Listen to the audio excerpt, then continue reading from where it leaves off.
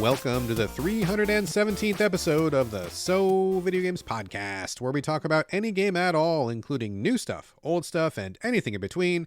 If we are playing it, we'll be talking about it.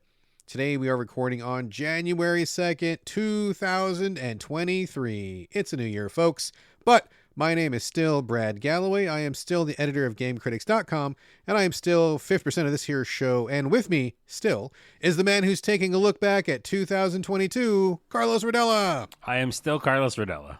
You are still Carlos Rodella. Yes. You are. And we are looking back at 2022. A lot of games. Holy smokes. It's the Game of the Year show. It is a look back. It's an encapsulation of the last 12 months that just ended. So I always look forward to the show, Carlos. Are you excited about today's show? Yeah, I mean, it just reminds us of not only the games, but the memories, you know? And like, I know that sounds kind of corny, but even just the memories of us talking about the games, which is, to me, is part of the experience.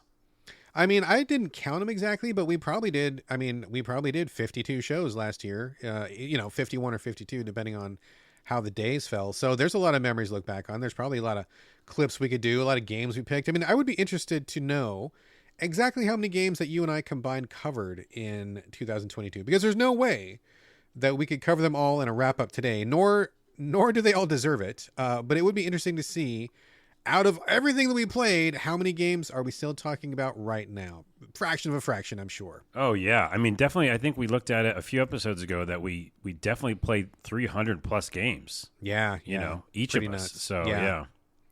Well, we're not going to get to all 300, nor would we want to, but we are going to get to a pretty fair number. I say we jump right into it. Although, we do have a little bit of housekeeping this week. As everyone knows, Carlos and I do share a virtual living space divided down the middle with a strip of duct tape. And even on this Game of the Year show, there are some things to discuss. So let's get this housekeeping out of the way before we get to the main event. Carlos, what you got? Yeah, there's some boxes in here, even though the Game of the Year is like, there's balloons everywhere, there's streamers. Too much confetti, dude. You never get rid of the confetti. There's a lot of confetti on the floor. I'm pushing all that aside because there are a couple boxes still in here. And one of them is just a roguelike I wanted to mention because, I used to never play roguelikes until this podcast. And you. I ruined you. You did. I got into some of them I still hate. But this one's really good, and it deserves a shout-out. I saw it in the store for a while, and I finally picked it up. It's called Wally and the Fantastic Predators. What? I've never heard of this one. How did I not hear? Is this PC only? No, it's on my PS5/PS4. Huh. I thought I knew every roguelike. I'm going to look this one up. Look it up and see if it's on the Xbox or Switch. It'd be great on the Switch, actually. So why it caught my attention is because it looked like a chill roguelike. We had just played a game, I forgot which one it was, where you couldn't do the right analog stick as shooting. And I was like, man, I want that twin stick shooter. Oh, yeah, again. That was Witch something. And you couldn't use it the way we wanted to, right? Exactly, you couldn't customize. Right analog. So this is that, right? So the right analog does shoot. All you have to do is hold in a direction and it shoots. You also can use a trigger button to slash with a sword if you have it. And then you can switch between weapons. And the reason why, again, it caught my mind besides that is because the trailer was kind of funny. And it's almost like breaking the fourth wall. Like they were like, we made this roguelike for you. And we have a lot of different modes, and check it out. It was just kind of comical. And then I also noticed a cutscene where like one of the upgrades is you hugging a fox, and you have to hug it, and it gives you something. And I was like, I'm in. Oh, just like real life. Just like real life. I hug foxes all the time, and I get tons of things. You get the best stuff. Yeah. So anyways, it's really fun. I'm glad I picked it up. It has many modes, and the reason why I love it so much is in the very menu area, you kind of walk around this hub area. You talk to supposedly the creator, who's this little character of the game. Oh, and gotcha, the character/creator's like, yeah. So I made this mode where like you have swords and boomerangs, and like it's super easy. And if I was a better game developer, like I would say we're not keeping this in the game, and you have to like get good or whatever. And he goes, but fuck that. I kept it in the game. And he goes, sometimes you just like get home from a hard day's work and you just want to chill and you don't want to try too hard. So I kept it in the game. Here it is. That's like fucking every day for me, dude. Right. It's every day for a lot of us. And so I'm like, dude, you're speaking my language. So not only is a regular mode, a hard mode, a couple other modes, there's a co-op mode. There's also these really cool kind of chill modes. It's literally called chill mode, actually, one of them. Nice. Yeah. Okay. And there's one mode that's called, like, swords and boomerangs or something. Dude, I'm telling you, it is fucking fun. I still haven't beaten it, gone through a whole run yet, but I don't care. It's like it's just so chill. And in the easier mode, you could definitely learn a bit more, like how to use all the dodge and stuff. And there's so many power-ups. I could talk all episode just about this roguelike because it's that's really a mark deep. of a good roguelike right there. Yeah, it's super deep, dude. Like just now before this podcast, I got a random power-up, which, by the way, some of the power-ups you have to drink and have to hold the A button down and you drink the little drink. And it was just me, whenever like I got close to an enemy or something, I started bouncing around the screen and just like damaging everybody. Oh, that's funny. Anyways, I can't. It's so cool. It Wally must be a and the pretty Fantastic small game. Predators. I haven't heard anything about this. I didn't get any PR about this. I mean, is it just like a guy putting out this game on his own or something? I think no PR? so. I mean, he's in the game. Supposedly the developer is. Did you just randomly see this like in the PlayStation Store or something? Yeah, and again, the trailer sold me because it had like these, cool little things that were funny and. All right. Well, this sounds like a win. I'll check it out as soon as we get done with this recording. Check It sounds it like out. something right up my alley. Yeah. I will check it out. And That's also, all. it's co-op too. Right. Nice. All right. What else you got? And also, I just mentioned real quick, I thought that was cool. Skill Up on YouTube always covers games and stuff. He was doing his 2022 wrap-up. And one of his things he did a shout-out to made me, like, my heart warm. Was it me? Not Brad, not me. Damn it. I know. It was magazines. Oh, it's just like you did. Yeah. And maybe he did it because he saw you say he it. might have heard our show. Oh, snap. Yeah. Hey, that's just a shout-out. I don't care. But anyways, he was mentioning Edge magazine, which I love and haven't gotten a copy in a while. And, you just can get subscriptions. But the idea that he brought up, I just want to say to all of our listeners, is kind of articulated better than I was doing it, is when you open a magazine, you don't know what you're going to get story-wise, right? And nowadays we have so many algorithms and home pages that tell us what they think we want because they're just watching our every move. But that's why I love magazines is you don't know what the fuck you're going to get. Like a whole deep dive on a studio that you never heard of or a new game but like a different take on it or, whatever. So I just thought it was a really cool take on why magazines are still fucking awesome and I'm going to subscribe to one. Right on. Yeah. That's a great thing. Used to love magazines a lot back in the day. I don't subscribe to any anymore because I just don't have time or anything, but I still think magazines are great. I think they should be a thing that continues to exist. Yes. That's actually it. I only have those two little boxes. Oh, okay, great. The only one that I have for today, just a quick shout out to a friend of the show, John, and also his podcast, which is a podcast friend of our podcast. Our podcast friends? Yeah. Maybe. I don't know if they are friends or not. Maybe in some weird alternate dimension they are. But shout out to Gaming in the Wild. I just recently guest starred on John's show. He invited me on. So lovely. Thanks for having me on. And we talked about just 2022. We did top games. It is a different show than what we're doing today. We did not go over like what my top pick of the year was or anything like that. We just talked about like games that people might have missed and other trends and stuff. And we did go through a list of games, disappointments and such, but it's a different show than what you're hearing today. So if you want more from me, or if you haven't tried Gaming in the Wild, I definitely recommend it. It's a great show. John is like the, what is he? The golden ASMR of podcasts, I guess. Yes. Is what we call him. Love that voice, especially when he's mad. When the mad calm voice is the best John voice ever.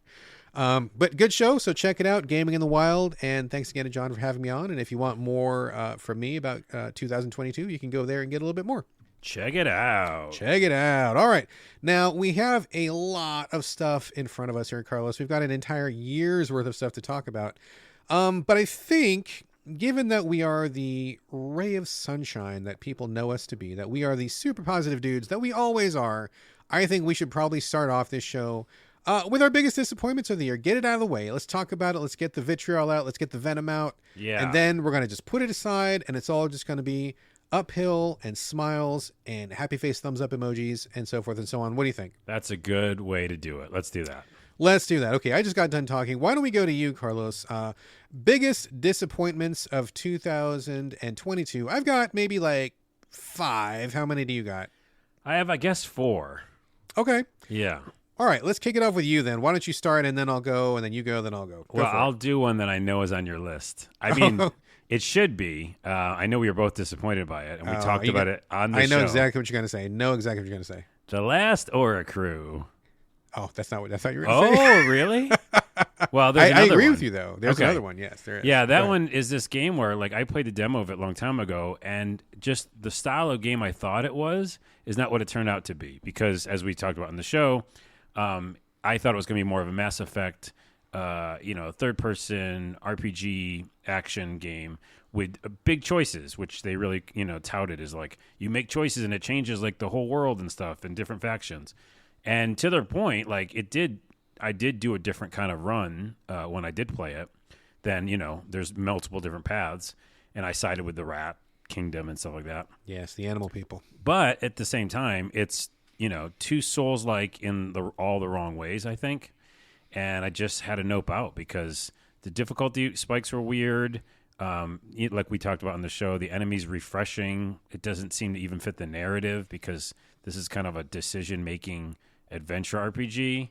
So, yeah, it was a disappointment for me, which really sucks. That's a really good pick, dude. The Last Aura Crew. Yeah, we were both looking forward to it. And it's funny you bring this up because they actually just did a big patch and a number of fixes. And I was really curious because I was like, oh, maybe they listened to our show where we put out a plea to the developers to save their game in the way that we wanted them to save it. Yeah. They did not. They totally did not. I don't know if that was too difficult or maybe they just don't feel like they want to. But the fixes they put in, they look like cool fixes, but it didn't really address any of the core problems we had. Like you said, this game is just too Souls-like for its own good, and it's not appropriately Souls-like, which sucks because if with just a few tweaks, and if they got rid of some of that Souls stuff that doesn't fit, I think this would be a really fun kind of a Euro janky sort of RPG to play through. I would totally play through this if they just tweaked a couple things, but they did not. Yeah. All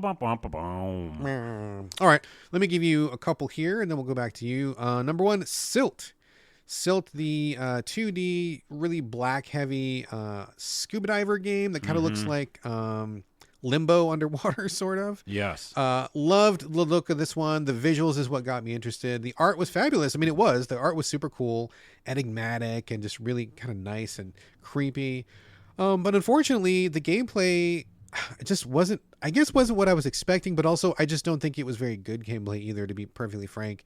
Most of the game was you body swapping your spirit so that you would possess fish, and that it's kind of a funny thing to say out loud is like you just possess fish throughout the whole game, but you do, and I really didn't think the game was that compelling. I kind of was expecting it to be just something else, maybe like more focused on the scuba diver himself and maybe getting different powers or something like that, but it was very obtuse, puzzly, and you spent a lot of time being fish that were not you, and it just didn't grab me the way I thought it would based on the art. So that was kind of a bummer. Yeah, and on the trailer too, because I played it as well. I think I just played the demo, but the trailer had such a mood, and it felt like Limbo and stuff. But then when the gameplay itself, I didn't enjoy switching to fishes.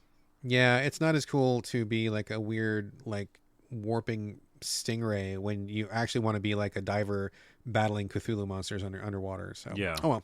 Anyway, the other disappointment, this one actually really got me in the gut. This one hurt a lot. Vampire the Masquerade Swan Song. Oh yeah. Yeah, this is the one that was from the people who developed The Council, and I love The Council. I think The Council is fucking brilliant. If you haven't played The Council and you're listening to the show, you need to go play The Council. Even if you don't like it, I think that it's undeniable that they are really pushing the Telltale narrative game forward in a lot of ways, and I think it's really just really innovative and really interesting. Unfortunately, The Council was a couple years ago, and I was really looking forward to what they were going to do next. And when I heard that they were taking their gameplay and merging it with the Vampire the Masquerade universe, which I'm not like a vampire stan, but I've enjoyed many vampire games, and I think it's a good setting. I was very excited, but unfortunately, the whole thing just went sideways. Too many obtuse puzzles. Many of the levels just dragged on for way too long. Like there was places where you just had to find too many things and had to take too many steps, and just the pace of it was really off. A good idea to try to switch between 3 different protagonists. I think that's a solid idea, but just in general, it just didn't have the pep and the zing. It wasn't punchy enough, and it didn't really focus on the parts that I thought were the most interesting. So I don't know what happened there, but I would still recommend The Council, and I would certainly recommend The Council over this one. But God, what a bummer. I was so excited for this one, and it just did not pop. I know you like everything in that series, generally. Yeah, I do. But oh well, that one was a miss. What else from you, Carlos? What's another miss from you? Well, some of these are controversial. The first one that's not controversial, I think you understand, even though I played a lot of it, is Steel Rising. Oh man, oh yeah, I played a lot of it too, and I think I'm with you. Because I was looking at my, we're not going to do this episode, but I did find my Steam wrap up for the year. Okay, they did cool. the same thing as well. Yeah. And on there, one of the games I played a lot was Steel Rising, and I was like, oh yeah, I did play a shit ton of that. Yeah, we talked about it a couple times too. We did. It's basically the developer behind Greedfall, Spiders, right? Spiders, love spiders. Love them, love Greedfall, and I like this idea, which was playing this robot in this alternate history kind of game, but it has Dark Souls, basically Yes. gameplay. And even though it's Dark Souls light at times, those refreshing of enemies and the slow build up for upgrades, like you can never find enough stuff to actually upgrade anything. Oh man, I'm so over that, dude. Yeah, it just seemed like it was a slog, and I enjoyed what I was doing, but I couldn't do it enough, if that makes sense. It makes perfect sense. Yeah. I know exactly what you're talking about. I had the exact same problem. I thought this game was very cool. I mean, you're like a clockwork cyborg in I don't know, like revolutionary France. How fucking cool is that as an idea? That's an amazing idea. But yeah, scrounging for materials, couldn't really switch between weapons. That's actually something that I wish the entire Souls-like genre would just ditch. Let us play with the weapons, let us upgrade the weapons, because they always make such interesting weapons, and I want to experiment with one, and that's really where the fun is playing with the weapons. So getting locked into something and having to like upgrade it for the entire length of the game because you can't find materials is a fucking drag, dude. It's such a drag. The other one real quick is Immortality. Ooh, okay, I'm with you. Just because I know we both didn't like it and we talked about it on the show, and a ton of people gave it 10 out of 10 and they love it. Which is weird to me. It is kind of weird. Really weird to me. I like the performances and I like the idea of an indie, film in a game or whatever. But again, the gameplay itself is not fun to me. I don't like going through all these little, literally jumping through hoops, and jumping through like little fast pixels. forward, rewind through video clips. And even if the stuff there was great and performed well, I just couldn't deal with it. So, I mean, same. I can't say it's a disappointment because I didn't like the other two games either, which was Her Story and what was the other one that came out after that? Whatever, it doesn't matter. Mm-hmm. They're all kind of the same thing. He just keeps the creative director just keeps riffing off of the same fast forwarding through video clips thing, and I just find it so fucking boring, dude. I just don't. When people tell me about these games, I'm like, oh, that sounds really cool, I want to check it out, and then I check it out and I'm like, oh god, this is so boring, I don't want to play this. Well, so the only reason I'll say is why is disappointment is because I heard through the grapevine of like some really cool things in that game. Same. Right? Some footage that's really awesome and some ideas and concepts. So that's why it's disappointment, because I don't really want to suffer through the scenes to get to it. So I can't. When people, like I said, people tell me about it, I'm like, that sounds great. And when I get to play it, I'm like, I don't want to be anywhere near this. Yeah. So, yeah. Anyway. I realize I have two more. So how many more do you have? I've got 3.5 more. Okay, you do another. Let me do two here. This one, you may not agree with me on this one, and I know this is probably my most controversial game pick. I have one that's not a game we're going to get to just before the end of the segment. But Cult of the Lamb, I felt like was a big disappointment for me. Wow. I think the art was amazing. I love the concept. I think the style, just having a base building aspect merged with a roguelike aspect. We're always talking about we want permanence and progression, so I think that's great. But honestly, the combat was just not deep enough. I felt like there wasn't enough power-ups. There wasn't enough diversity in the play. And when you're playing a roguelike, you got to have diversity in each run. Like, that's what really sells it. So the stuff happening back at your base just started to feel like just a grind to me. And playing the levels, it just wasn't fun enough for me to want to keep doing these over and over. So I think it was a great idea, and I really wanted to love it more than I did. Because I usually like dark stuff, occult stuff, and I love roguelikes, and I love base building, and so that seemed like it all was checking those boxes, but it just did not come together for me. It really really lost me about halfway through. Well, that's the most opposite game on this list then for today, because that game might show up again on my list, but a different kind of list. Snap. Well, you know how I feel about it now. Foreshadowing. Well, I'm not going to spend my time talking about it now because I'll talk about it later. But everybody has their own opinion. Subjectivity. That's exactly why we're doing this show. I will actually agree with you and say that the only thing that I didn't like is that weapon. Well, because remember, it's random too. Yeah. So you upgrade, but then you just randomly get one of those weapons. And if you get a bad weapon, your run might be fucked, that whole time. Yeah, so I agree with that part of it, but we'll talk about that later.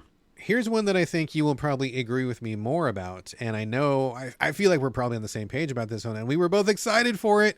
Cursed to Golf. Disappointing to me. Oh, I guess it is disappointment. Yeah. Yeah, we were both really looking forward to this one, a supernaturally themed golf game where you have to golf in the afterlife. We both saw the trailer. It was from Kinsey's company, and we pimped it a couple times on the show. And when we got our hands on it, I think we both noped out pretty quickly. I think it was unexpectedly vertical, which is really strange for a golf game. And I don't feel like the game's camera was able to keep up with the verticality of it. I just feel like that was a really fundamental problem with how that game played. And there's a real heavy focus on tricks, which is fine. It kind of reminded me a little bit of something like Kirby's Dream Course or something like that, which is fun. But just like the limited camera view really killed a lot of that for me. And I felt like it was kind of too brutal in some places, just really too hard. And I just, like you said earlier, sometimes I just want to chill. And I felt like this was going to be a chill game, and it was really not a chill game. At least when I played it, it wasn't. Right. Left to right or like horizontal courses would have changed my whole opinion on it, because this is almost like a Metroidvania in a way. Right? Oh God, Metroidvania golf, it's a whole new genre. It kind of was, because like you had to like go certain paths and then go back sometimes. You know, like I feel like I went backwards, like I backtracked with my golf ball. So, yeah. Or they had like very specific ways that you probably should do it, and any other way would be difficult. Yeah. And so if you failed, and this is a breakdown, because it's not like we want to hate it, because we wanted to love it. But if you like failed at an area, you might be screwed for that whole course, you know, because you're just, it's hard to come back from it. So yeah, I agree with you on that. God, and just seeing how much you had to get through to beat the game, it was like spirit crushing to me. I took one look at that and I'm like, I'm never gonna do that. So. Yeah. All right, what else you got? Well, here's one that's not too controversial, but kind of controversial. Again, a game that got 10s out of 10s. 10s out of 10s? 1 10 out of 10. And a couple places. But Pentiment. Oh, you know, I haven't played that one yet. I know that you talked about it, and I know that a lot of people like it. I haven't touched it yet, so I have no idea. But tell me why it was disappointing. Well, like I said in the show, I love the concept. I like any game that, you know, it doesn't have to be about combat, and it's a story-driven game, medieval times. You play as a character, you know, going through this world and really just kind of learning about real history and making choices along the way. And you have a certain allotment of time each day to do stuff and talk to people. That's part of the thing I didn't like, and the fact that like this is this massive world they built, but they want you to have an experience that's, you know, kind of unique, which is cool. But then I can't do everything, you know. I can't like go talk to everybody. And then at some point it just became, I don't want to say a slog, but kind of, because all the choices I was making weren't making massive ripples, and so it's kind of just like a book in a way, which shouldn't be a bad thing, because I like new ways of games, you know. I like new types of genres and stuff like that, but I just got bored. And then even like near the end, I didn't finish, but it like, there's not too much of a spoiler, but it jumps forward in time a little bit, and you still don't really see the ripples of your choices. It's almost like it's just experiencing it, like going through and like a day in the life of this dude. Or something like that. Exactly. Yeah. So it's not like that's terrible, but I guess my expectations were off. Sure. Well, I mean, that's exactly the definition of a disappointment, right? You were looking forward to something, and it didn't give what you wanted, and there you go. You're disappointed. It makes perfect sense. Yeah. Was that your last one? I have one that I just put on the list as we were talking. Go for it. This is controversial. Okay. This happened because of last night. So last night? What happened last night? I booted up a game. Let's see if you can guess what it is. Okay. Last night I booted up a game because I was hungry for games. Okay. Single player adventure that I could get in and just lose myself in. And I was like, oh, yeah, that's my jam. And I was like, oh, yeah, there's a game like that. Huge AAA title that I haven't beaten yet. Is it Horizon? It sure is. Oh, I guessed it. Yeah. And I love Horizon Zero Dawn. Beat all the DLC. Horizon Forbidden West is more beautiful, just breathtaking, right? I remember mentioning it on the show, saying like it's the coolest looking graphics I've ever seen, which is still true. I went back to it, turned it on, 4K TV. It's amazing. But the two things they did, I think, that hurt it, and I stopped playing last night, which is crazy. After like one session? Oh, yeah, like I might delete it. I think I'm deleting it. Like, it's over. Shit, dude. What? Because one, they every single fucking second you go anywhere, there's a new side mission. And I know you say you don't have to do it, but they make it very compelling to do it, right? Right. Secondly, I think that there's like 5 modes for difficulty. I had it on normal for a while, but again, I've been doing everything I should be doing along the missions, and I'm not leveled up enough, right? Which just feels like an RPG. Yeah. So I get to this Thunderclaw, which is one of these huge robot dinosaurs, and it just decimates me. Like, I don't have a chance, dude. I don't even have a chance. Right. So I switch it down to easy. This is last night. And the Thunderclaw, whatever it was, like, I got a little bit more damage on him. But again, it shot its same cannons, which they didn't change, even on easy mode, and decimated. Gone. Oh, wow. In seconds. And so then I switched it to, by the way, there's underneath easy, there's story. And I don't understand why I had to do that. But so I put it to story, and I was able to beat him, but he still gave me a run for my money. And they just made like the damage on him that I shot like more, you know? Yeah. But I'm like, fuck that. Okay, so that's the first part. Even though it's on story right now, they make I think it's too difficult. And then secondly, they go, you have to go to this one place, and it just seems like almost like the golf game. So daunting. Because after that, there's 2 more places. And after that, there's a place that's not even on the planet. And after that, you know what I mean? It just seems like it's never going to fucking end. There's a million side missions. Just overwhelmed you from the get-go, huh? Yes, and it's just like that Far Cry thing, too, right? Like a million outposts. And I know you should say, like, oh, I just don't have to do them. But they set them all up perfectly that if you don't, then you don't get the upgrades, you know, or you can't work on your armor. Right. And I also realized I hated the skill system. I hated the skill tree. I hated all the weaving into my armor. I think I fucking hate it. Let me ask you then. So you just said that you loved the first Horizon. Is it that different? Because I haven't played. I mean, just to put my cards on the table here, I did not like the first Horizon Zero Dawn. I had a problem with its difficulty. I thought that game was way too hard if you didn't grind out a bunch. Yep. I got stuck halfway through, got my ass kicked repeatedly, and I didn't want to grind, and so I just quit. But I had other problems with it as well. Not my favorite franchise. But you liked it a lot more than I did, and I've been hearing people say that if you like number 1, you're going to like number 2. You love number 1, so is it really that different, or do you just feel like you've had the experience and you're moving on? That's really the answer, and I think we never talk about this in the show enough. But when you watch a really good movie, it's a perfect example, and they make another one 2. You know, like name of movie 2. And you're like, do you really need that? Because I got what you were trying to say. Well, Last of Us comes to mind. Anywho. Big time.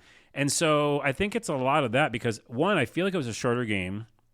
I mean, I played so much of that, and I went back to it just now, and I looked at all my hours in it. And it was like, you've got a ways to go, motherfucker. And I don't know. I just feel like I burned through Horizon so much faster. The DLC was short. So that's the first part. I think it was, I don't know, a more smaller experience. But then secondly, I don't know if I want to do that anymore. I get it. Like, they're just retreading the same thing. Like, more of the same. We want to save the planet again, you know, and she's going to be the only person to do it. We get it, you know. Sure. So, yeah, I think I'm fucking done. And that's a disappointment. Wow. Interesting. Okay. All right, cool. Is that your last one? That's it. It just happened last night. There you go. I've got one game disappointment and I've got one TV disappointment. I wasn't going to throw it in there, but I kind of have to. So first, this one, the game may be controversial to you. Probably will be based on what I remember you saying last time. But I have to put one of the biggest disappointments, possibly the biggest for me this year. Wait. If you say Stray, I'm leaving the podcast forever. No. Okay. No, I didn't. Okay. I didn't have any expectations for Stray, so it can't be a disappointment. Okay. Deathverse, Let It Die. I was so bummed by this. I know you kind of came around on it last time we talked about it, but as someone who spent like probably 200 or 300 hours in the first one, did everything in the first one. I repped it on multiple podcasts. I wrote a guide for it. I was friends with the developer. Like my wife's Instant Pot has Uncle Death on it. Like literally, like we decorated our home with Uncle Death and stuff. I don't think anybody loved Let It Die more than I did. And I was psyched. I was so psyched to have another one. It's been too long, right? But instead of doing what they did last time and just kind of expanding on it and making it deeper and richer, they went in a totally different direction. Instead of being a PvE with a little bit of PvP like they did the first time, just a touch, a sprinkling, they leaned full on into PvP, and there's barely any PvE. And to me, that's just not what I want out of that franchise. It just really isn't. I don't want to fight people over and over in the same arenas. I don't want to grind out material because I know in my heart of hearts, I will never grind as much as some other people will. And so I will always be outclassed when it comes to the materials, the weapons and stuff. I'm just not going to play it that much. And so if I know going into it that people who play more than me are already going to outclass me from square one, there's no reason for me to even play because I'm never going to measure up. So it's like, I love the world. I want to spend more time with Uncle Death. I love the style, the nihilism, everything about that universe. I love it. It's on point for me. But that game just went totally the wrong direction, and there's no other mode in there that is satisfying to me. There's no do it on your own mode. There's no PvE mode, and it just was so disappointing. I mean, I don't know how it's doing. I haven't checked on it, but I have to imagine it's probably not doing that well because I feel like the PvP space is pretty well locked down. And I'm just kind of afraid that this is probably going to be the last we'll ever see of this universe, and that would be a real shame to me. Okay, let me say a couple of things. One, Yes. I agree with you wholeheartedly in the fact that I would have loved another, like, even though I didn't play it as much as you, I enjoyed what it was doing, which is the PvE with a light P in there. Small P. Small yes. P. But mainly about, like, going up levels and stuff like that. And yeah, just seeing how far you can make it. And, I like the combat and stuff like that. So, and I love the art aesthetic and the style, just like you. Yeah. So, and I loved what they did with Death Verse with that look of it. It's definitely like really cool VHS quality over top of it and cool designs. So Super cool. I agree with you that I was disappointed in what it was, which is basically just a battle royale game, right? That's what it is. But I will say, because I did give it another shot, that a couple of things. One, I think they're going to be around for a while. Every time I go in, there's a match right away. So there's a fuck ton of people playing it still. It's not like just dying slowly or something. There's a lot of people playing it. Secondly, it isn't about. It's more like Fortnite in the fact that like it's more about just you getting good at like the mechanics than like grinding for stuff. Because I grinded a little bit and I had the battle pass and I wasn't getting shit. Like if anything, I was getting a couple cosmetic things, but I was still shit. But you upgrade the weapons, though, right? Because you can evolve those weapons. If you don't evolve the weapons, that makes a difference. It's very little difference right now, from what I can see. I mean, maybe late game, but everybody I'm losing to, it's because I hit the wrong button. Like that game, not real quick to break it down, but in the Game of the Year show, but you have a shield. Did you have a shield in Let It Die original? I don't think so, no. Okay, so that actually helps because even if you're a beginner, if you have the shield and they hit you, it does nothing to you, right? And your shield slowly depletes if they hit you enough with different types of attacks. Like one attack can just knock off the shield totally, but most of the attacks can't. So almost everybody has a shot, and so that's why I do still go back to it sometimes because I feel like everybody's got a shot. Is all I'm saying. So it's not what you think. I don't think you have to grind as much. I mean, I won first place in my first week, and there's also smaller matches, right? So it's like 30 people. Yeah. So you got a shot at it. I don't know. I don't think it's what you think it is, but I will also say I'm disappointed. So how about that? Yeah, I feel like, I mean, I hear what you're saying, but I feel like I got the pretty good measure of it when I played it for about 2 days and a pretty good amount of time in it. And it just wasn't what I wanted. It just isn't what I was looking for. It's not what I expected. So yep. Regardless, I mean, if people like it, that's great. If you find some fun, more power to you. But for me, it just was that was just absolutely the wrong direction. So yeah, anyway, I get it. Last thing that we'll mention in the bummer before we get onto the good stuff. I have to say this, and this is going to piss a lot of people off. It's going to be really controversial. It's kind of like a little grenade I'm just going to toss into the show. I have to, though. I have to.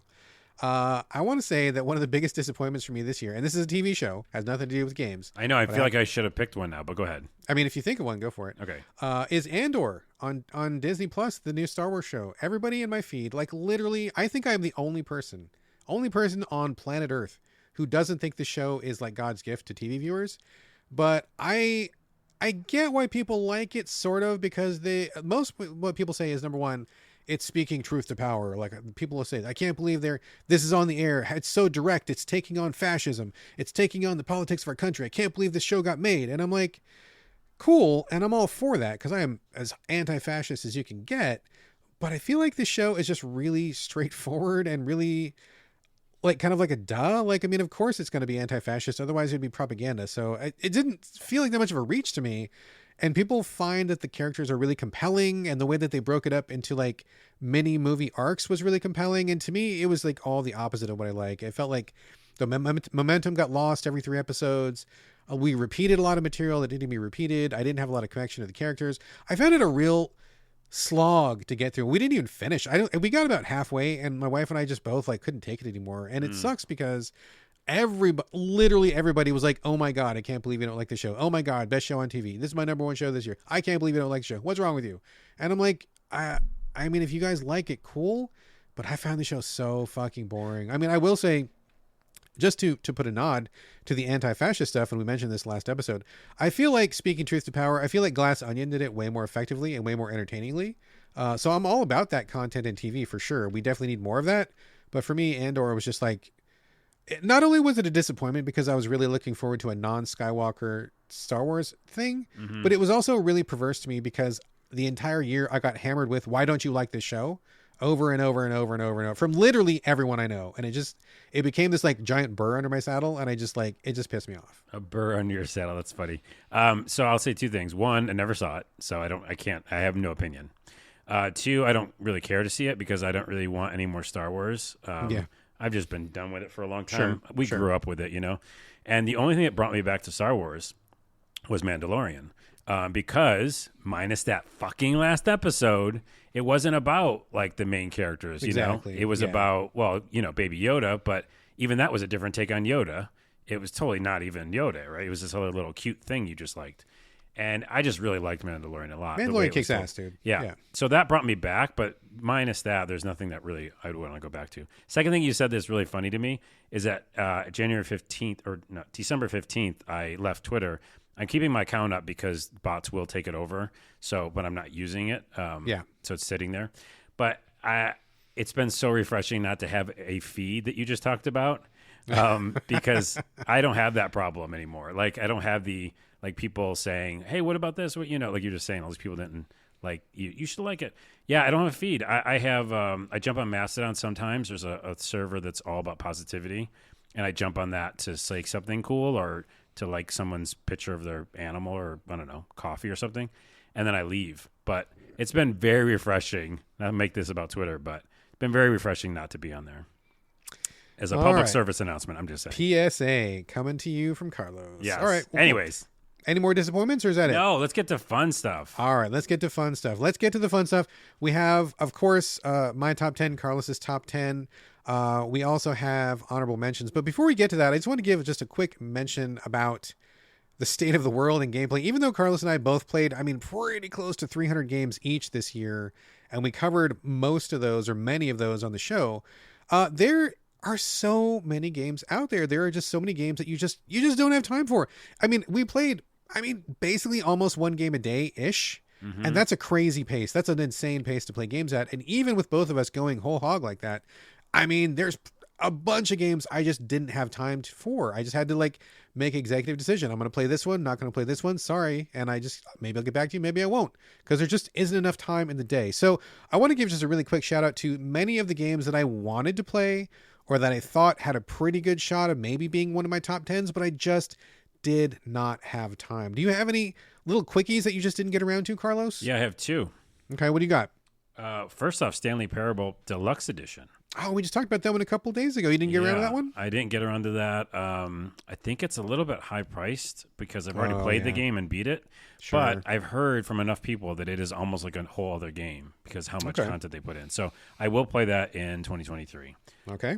The only other one I have is one of the biggest ones in the world and probably would be on my Game of the Year list, but surprise, it's not. God of the War Ragnarok. Ah, okay. Yeah. I like the God of War games. I don't think you do. I do not like the newest one, no. Yeah. So I did like that one. So I think I'm going to like this one, but I haven't played it. So that one is surprisingly off my list. It was a $70 purchase. We didn't get a code. And yeah, it was like near the end of the year and I have no money. So yeah, holidays. Yeah, it's just rough. It's a big purchase. Yeah, for sure. So interesting. I will be curious to see what you think of it when you eventually get to it, because I wonder if it will be more of the stuff that you liked and it'll be a fun second ride, or will it be Horizon again where it's like, oh, wait a minute, I don't want any more of this, right? Who knows? You know what? Maybe that's why I subconsciously didn't find the money for it. You know what I mean? I found the money for other games, making freelance jobs just to get a game. I've done that before. Sure. But yeah, I'm wondering, like subconsciously, I'm like, it is probably the same. It might be. We'll see. It might be. What about you? I had a number of games that I had my eye on that I was really excited for, but I just could not find the time. And I give an apology to all of these games. Well, one of them actually I found time for yesterday. Weird West, which I'm playing. I played about 4 hours into yesterday, which for me is incredibly rare to put that many hours into a game in one day. But Weird West has a lot of Fallout 1 from PC Day kind of vibe to it. Yeah. So I'm digging that. So Weird West, Neurodeck was one I was looking at. The Last Friend, As Dusk Falls, Road 96, Live Alive or Live Alive, Live Alive. Wait a minute. Road 96 we talked about in this podcast. Road 96? I didn't finish it, though. This is not about finishing. I thought it was just about playing. I played enough to talk about it in the show, but I didn't play enough to see if it was going to be in my top 10. Okay. You know what I mean? Yeah. Like, these are ones where, like, I wanted, you got to know if you're going to pick one on your top 10. And these are like, I feel like I like this one. Got it. But you know what I mean? So Live Alive, Pentiment, which you just talked about is your disappointment. I'm curious about that one. Ghostwire Tokyo, Little Gator just came out. I had a lot of people recommend that one to me. Inscription, a lot of people recommending that to me, and I think you played it, didn't you? Inscription. I did. Oh my goodness, I can't believe you didn't play it yet. You're gonna really enjoy that. I think I even bought it. I just haven't had time for it. Arcade Paradise is one that a lot of people have been recommending to me after the fact. Lost in Play, which I can't even remember what that was, but I wrote it down and I put star, said go ahead and check it out. So check it out. Don't remember what it is. Gerda, A Flame in Winter was a real treat for me. I didn't finish it. Another one of those where I really liked it a lot, but I wanted to finish before I could form my full opinion. So I want to come back to that one. Four Tales, which I thought was amazing, but I glitched out in level 2 and I couldn't get past it. Oh. And by the time the developers patched it, that was like 20 games in my rearview mirror. And Beacon Pines, I had one of the writers from Game Critics say that I absolutely should play this one, and I just did not have time. So these are all the games that could have potentially been on my top 10. I probably would like these, I think, but I just didn't have time because we are finite beings that do not live in the basement like vampires, and I don't get to play games forever for infinity. So, well, I will say I can probably take one of those off your list, and which one? And I'm going to add it to my disappointment list, which is Ghostwire Tokyo. Did you play it? Did we talk about it? Yeah, so we talked about it on the show. Did we? We talk about every game. I don't even remember talking about it. So I played the prequel, which was like this short story. Oh, yeah, there was a PSN prequel, right? Yeah, it was like an interactive comic, and it was really cool. Yeah. Mm-hmm. And then I played the actual game, and it's just an open world for no reason. Like, it's an open world that's not very open, meaning like you just collect things, and all the ghosts kind of look the same, and they're just spirits. And there's these really cool mainline like story parts that are like graphically amazing, but like there's few and far between. Like a lot of it's just like running around doing collectathon. Yeah. So it's like, you just reminded me. Oh man, okay, it's a disappointing showing because there's some of it so really really good, and that's what makes it almost more disappointing. You describing that game just reminded me of another one that should be on this list, Dying Light 2. I didn't get to Dying Light 2 this year, Oh my goodness. Dude. That's crazy. I love Dying Light 1. It was like one of my favorite games of the year when I played it, and I just did not have the time this year, which is a shame. But I'm going to put that on my backlog. That and Inscription. Make those top of your backlog. All right, I'm going to put an asterisk right here. Asterisk over here. Double asterisk. Okay. All right. So I think those are the games we wanted to but didn't quite get to. And now it is time for the honorable mentions, which are games we did get to but didn't quite make the cut. And for me, a lot of these were pretty close, but they didn't quite make the top 10. Carlos, let's start off with you. You got honorable mentions this year? I got so many honorable mentions because so many. He's got so many. Well, we played 300 plus games. A lot of them are really good. So this list could be massive, but we're doing 10 and 10. I'm basically doing 10 and 10. So 10 honorable mentions, 10 game of the years. All right. I'll do one, you do one for honorable mentions. How about that? Hold on. If you do 2, 4, 6, do 2 each, and then we'll go. Okay, that'll balance it out. So first off is Ease 8. Oh my God, are we talking about Ease 8 again? Right now, we're going to talk about it at the end of the year because we talk about all year. But the reason is, it's that game that I never beat, but then the PS5 version came out this year. So it did come out this year. Yes. Okay, that qualifies. Sure. And that's when I beat it. I beat it on the fucking PS5 version.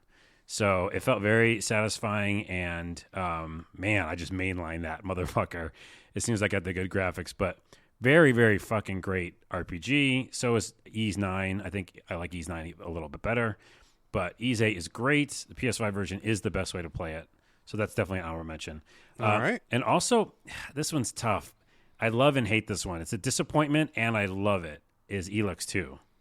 Oh man, okay, yeah, It's on there because it can't not be on there. Do you know what I mean? right. Like Oh yeah, an indie RPG like this, Eastern European, from this, what's the developer again? I always forget. Piranha Bytes, is that Piranha right? Bytes, yeah. I love them. I love Deluxe One. We both did. I just don't think they changed it enough. There's enough issues there that didn't make me finish it. Yeah. So it's still sitting there. I haven't deleted it, but I'm pretty far in the game. I probably will go back and beat it, but so I have to make it an honorable mention. It's also kind of disappointment. Oh my gosh, you just reminded me. I never finished Elex 1. I was like, Really? Holy shit! I was like, dude, I was like 3 missions away from the end, and something happened, and I stopped playing it for a minute. Probably review responsibilities. And when I came back to it, I like did not remember what I was doing. I was so far in that fucking game. Yeah. I love Elex 1, but yeah, I have Elex 2. I bought it and I didn't even touch it because I didn't finish number 1. But it's interesting that it's on your list. Oh, a question though. Question. Yeah. Before we go further, are we going to say why they didn't make our top 10, or are we just going to say they didn't make the top 10? I mean, I kind of did already. You did for Elex, but what about Ease 8? Well, I would just say it just doesn't really even count. It's like an old game. Okay, And, okay. I was just trying to finish it because I already started on another platform. So Gotcha. I don't Okay. I don't call that a full experience. But yeah, we can do that for each one. All right, just a quickie. And if we don't have a reason, that's fine too. Oh, I have reasons. All right, let me give you a couple here, then we'll get back to you. First one is Ravenous Devils, which I loved. This was the one where it's kind of like Sweeney Todd, the video game, where it's like a 2D ant farm, resource management / cooking game / people murdering and cannibalism game. Yeah, cooking people game, you mean? Cooking people game, yeah. It was really dark. Some of the animations were like gut churning. They were so gross. But it was really good. I thought this game was really fun. I thought it was great because they added some content and darkness to a genre that typically doesn't deal with it. They added like, a lot of murder and, intrigue and stuff going on. And it was just so delightful to chop people up and serve them up as pies. It was just really whack and fun and off the wall. Liked it a lot. I mean, it was a little janky, a little loose, but I just had a great time with it.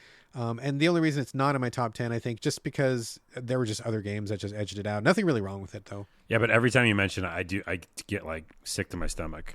Oh my gosh, man. When we got to some of those animations, when you get to the people slaughtering room, like, and some of them are pretty basic. Like, you need to make a ground person for like the meat pies. Yeah, I and then know. you just throw them in the grinder. But then when they got to like the steak table, it was like, so gross, dude. Oh my goodness. I'm so out. So I'm so gross. out still. I love that game. That's a great fucking game.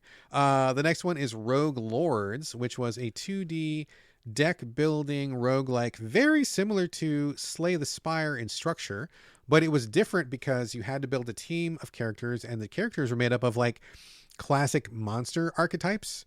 There was like a Frankenstein, there was a Dracula, there's a voodoo person, there's a ghost, there's a harpy, a couple werewolf, maybe not a werewolf, but there was a number of different monster types, different synergies to be had, different ways to build each character on each run. There was a story, little story events popped up. I mean, again, very much like Slay the Spire, but different enough to where I felt like I was having a familiar and yet substantially different experience with it. Had a great time. I loved almost all the systems, and I thought it was great. I finished it, which was great. I mean, I finished barely any games this year, and I felt like this one was worth finishing. So worthy for sure. I think the only reason it didn't make my top 10 was because I feel like the developers got a little bit too precious with the systems, and some of those late game bosses, they almost felt like gimmick bosses where if you didn't know what you were doing ahead of time, like if you didn't know what was coming, there's no way you would have been spec'd out properly to beat them. And I had too many experiences where I was doing really well, had a good run, got to the boss, and then the boss is like a gimmick boss where I was like fucked, and I had no way to beat them. And so I'd have to like do the whole run again after looking up an FAQ. This boss does what? And then, okay, then I need to have a different character and spec it out a different way, which was a bummer. I think if they hadn't relied on gimmick bosses as much, I think this would have been in my top 10. So that was a disappointment. But even with that disappointment, I still think it's a great game, great design, great art, had a blast with it. So good stuff. Just, just slightly off kilter at the end, and that prevented it from getting my top 10. Makes sense. And yeah, I enjoyed it too. I think Yeah, it's you played really a little bit well of that one made, too. Yeah. Yeah. All right, what do you got? Another one that's actually similar to the Ease one is Biomutant for the PS5. Oh, okay, Biomutant. Yep. So I went back to it because it looked incredible. It was finally at 60 frames per second, which, is my standard now. Gold standard. I need it. I need my 60 FPS. And it was just awesome. I enjoyed that game. I beat it. I know a bunch of people like either love or hate that game, but I really like it. So to go back to it this year was really, really fun. And I just did a bunch more missions that I never did before. upgraded some stuff. So yeah, it's not my full list because it's an older game, but really enjoyed that. Okay, cool. And then also The Ascent. Oh, The Ascent. Boy, that could have been a disappointment for me. But why did you have it on your honorable mentions? Honorable mentions. It's almost like a lot of my honorable mentions are also disappointments, right? And that's why they don't make the top 10. It's an incredible like isometric little character, cyberpunk type action game. A little bit RPG elements too, but at the time it felt almost more cyberpunk than Cyberpunk 2077. Yeah. And the fact the aesthetic is so done well. It's like a twin stick shooter, so it's really fucking fun to play. I mean, it's so addictive to play that game. Like the gameplay loop is awesome. And again, it's like a really cool world, and you just go through missions, and it feels awesome. Each new scene and like biosphere and stuff like it just feels different. And the graphics are awesome, but it's got weird difficulty spikes. Yeah. When I play it, I play everything when it comes out. Unlike you, like lots of times you wait. Like I am you should. 6 months later. 6 months later, I played it like at launch or whatever, and so there was a bunch of bugs that I got near the end. I was probably 75%, I think, through the game, like really close. And there was this huge bug that I couldn't beat, and then like I just couldn't get around the bug. Then they patched it, but then there was a difficulty spike. So I just kept eating shit near the end. And I felt like I had done enough and played that game a while that I should have been like, stronger. Yeah. So that's why I stopped playing it, and that's why it's not on this list. But all the way up until that point, it was so fun. And I'd never seen a like isometric cyberpunk game that looked that good. Like, it's really beautiful. I'm with you. That's a good call out because that was one I was very excited for, and I played a pretty good number of hours. I had the same problem as you, though. I mean, there were a few glitches that got me. Nothing as serious as the one that got you, but I think the difficulty spikes just really just bummed me out. Like, I just got so tired of eating shit after I felt like I was like, I'd be rocking one level, like totally dominating, feeling good, kind of pushing forward, and then just getting annihilated in these other sections and be like, okay, like again, I want to play this game on chill mode. I think that's maybe the sub theme of the show is like, we like games on chill mode this year. Yeah. I struggle enough in my real life. I don't need to struggle in my game. And I think the difficulty spikes bum me out. But otherwise, awesome graphics, awesome themes, great idea. Love the twin stick approach. I mean, so much of that game kicked ass, but just a little, it just shows like a few small mistakes can really sink a whole project. Man, difficulty is like really the through line here because, like you said, I remember that like one level, I'd be owning the level. Yeah. I mean, because all the power-ups were really cool, like just like leveling areas. And there's some physics. Remember that? There's physics in the game. Oh, yeah. So like the enemies go flying, and you just feel like fucking great. And then you go to another level, and there's these robots, and they're like, "You're dead now." Instantly, you die now. You die now. And so yeah. Wait. So now I'm jumping to you. Did you just say two? I don't remember what you just said. Biomutant Ascent. Yeah. No. Yeah. Okay. This one again. I want to just reiterate, these are honorable mentions, so we actually did like these games. Folks. I know. I just realized these are kind of the disappointment, but also honorable mention. But we liked them too. So this, again, we're going to turn it back to positive. We're going to crank up the positivity one notch. Anno Mutationem is on my honorable mentions. It's on mine too. All right. I know we both really got jazzed by this one. Incredible art style, electric gameplay, innovative design, cool ideas. I mean, just everything about this game was popping. Style for miles. I just loved it. I think my only issue was I played a lot. I feel like I was at least 75% of the way through. I started hitting some difficulty spikes, and honestly, just real talk, I feel like the campaign kind of went on a little bit too long. Like, I felt like it was, okay, this is it. This is going to be it, right? Nope, there's more. And it's like, sometimes too much of a good thing is definitely too much of a good thing. And I feel like that game kind of fell prey to that. But man, the hours I put in were just awesome. I was so in love with this game for like the 2 weeks or whatever that I was playing it off and on. And I think it's great. I want people to give it a shot. So I do think this is good stuff. I mean, I know you were a fan as well. Yeah, I'm going to agree. It's just so cool. Every time we talked about in the show, if you go back and listen to that episode, type in So Videogames Podcast, Anno Mutationem, and you'll listen to it. But like every time we talk about it, we're like, and then this happened, and then there was a cutscene, and I was like, a cutscene in this kind of a game? What? And then like the perspective shifted, and you're like, what? And then there's a collectible thing, and it's like they keep adding things, and you're like, wow, this is a cool fucking game. There's a mystery. Remember, there's a detective mystery all of a sudden? There was. But I'm 100% with you, and I just want it to be done. Like, I was like, this is a great experience. I want it over now. and it just kept going. And I was like, oh my goodness, where are we gonna? When is this gonna be over? Yeah, it's just like you said. I had a great experience. I love this game, but now I want this game to be over, and it's not over, and then it just fizzles. I don't know, man. But still, everybody should check it out. I think it's amazing. Still and check it out. Yes. I feel like these developers, whatever they do next, is going to be fucking awesome. So I'm going to definitely keep my eye on them. So. Yep. The next disappointment was... No, God damn it. We're honorable mentions. My brain is broken, man. My brain is broken. It's not a disappointment. Not a disappointment. Say it again, Brad. Not a disappointment. Honorable mention, which means I liked this game, because I really did. Anvil Vault Breakers. Played this on PS5. It came out to like the PS5, I don't know, the early access, or maybe it was Xbox. One of those early preview programs where the game was not quite done, but they put it out, and... I think that was really my only problem with it. Is like I'm not an early access fan. You know that. I mean, I like finished games. But this one reminded me a lot of Helldivers. A lot of people said that this was a Helldivers vibe. And that was why I checked it out, because Helldivers is one of the best games of all time. Yep. So, and I think that they're on the right track. It's a top-down, isometric, twin-stick shooter. You play in teams of 3. It's kind of a roguelike, but there's lots of action. And there's lots of different characters you can play as to get good team synergy going. It's really quick, and I think it's really cool. I think this game is really great. Almost all of it was on point. The only thing I didn't like was, number one, I did feel a little bit like early access. So like some of the features weren't quite there. Some of the characters weren't in the game yet. That's kind of a bummer. But I think more than anything else, and getting back to the through line of the show, is the difficulty, because some of the bosses, so you're doing a roguelike run, and some of these bosses, no problem. I mean, they were challenging, but like you learn their patterns. You've got a team can revive you.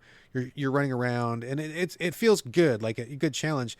But some of these bosses were so ridiculously like OP. Like you would get in the boss arena and it's smoked immediately, and your whole run would be over, and it would just feel like a real slap in the face to be doing really well, to having fun with your team, to getting to this challenge and feeling like you didn't even have a chance. Like it was not even remotely a contest, right? And so I feel like the difficulty spikes really needed to be looked at again. I feel like the developers had not really taken a look at that yet, and that really turned me off. I made a vow to myself to come back to it, and I think that I will, because I really liked what I saw, and I feel like it was headed in a really good direction. If they can file down those difficulty spikes, I mean, this would be the kind of thing that I would play for like 2 runs a day for like the next 6 months, you know? Like I would just like a little bit here, a little bit there, and just have fun with it. But I don't like feeling like I get kicked in the balls by those impossible bosses. So. Again, these are honorable mentions. But I liked it. I liked it a lot. Not the kick in the balls part, but the rest of the game. Right. I agree with you, because I really enjoyed the twin stick shooter feel of it, and all the upgraded weapons and stuff, like these super cool mech suits and stuff. Yeah. I played it solo, because you can play it solo, and even solo, I was,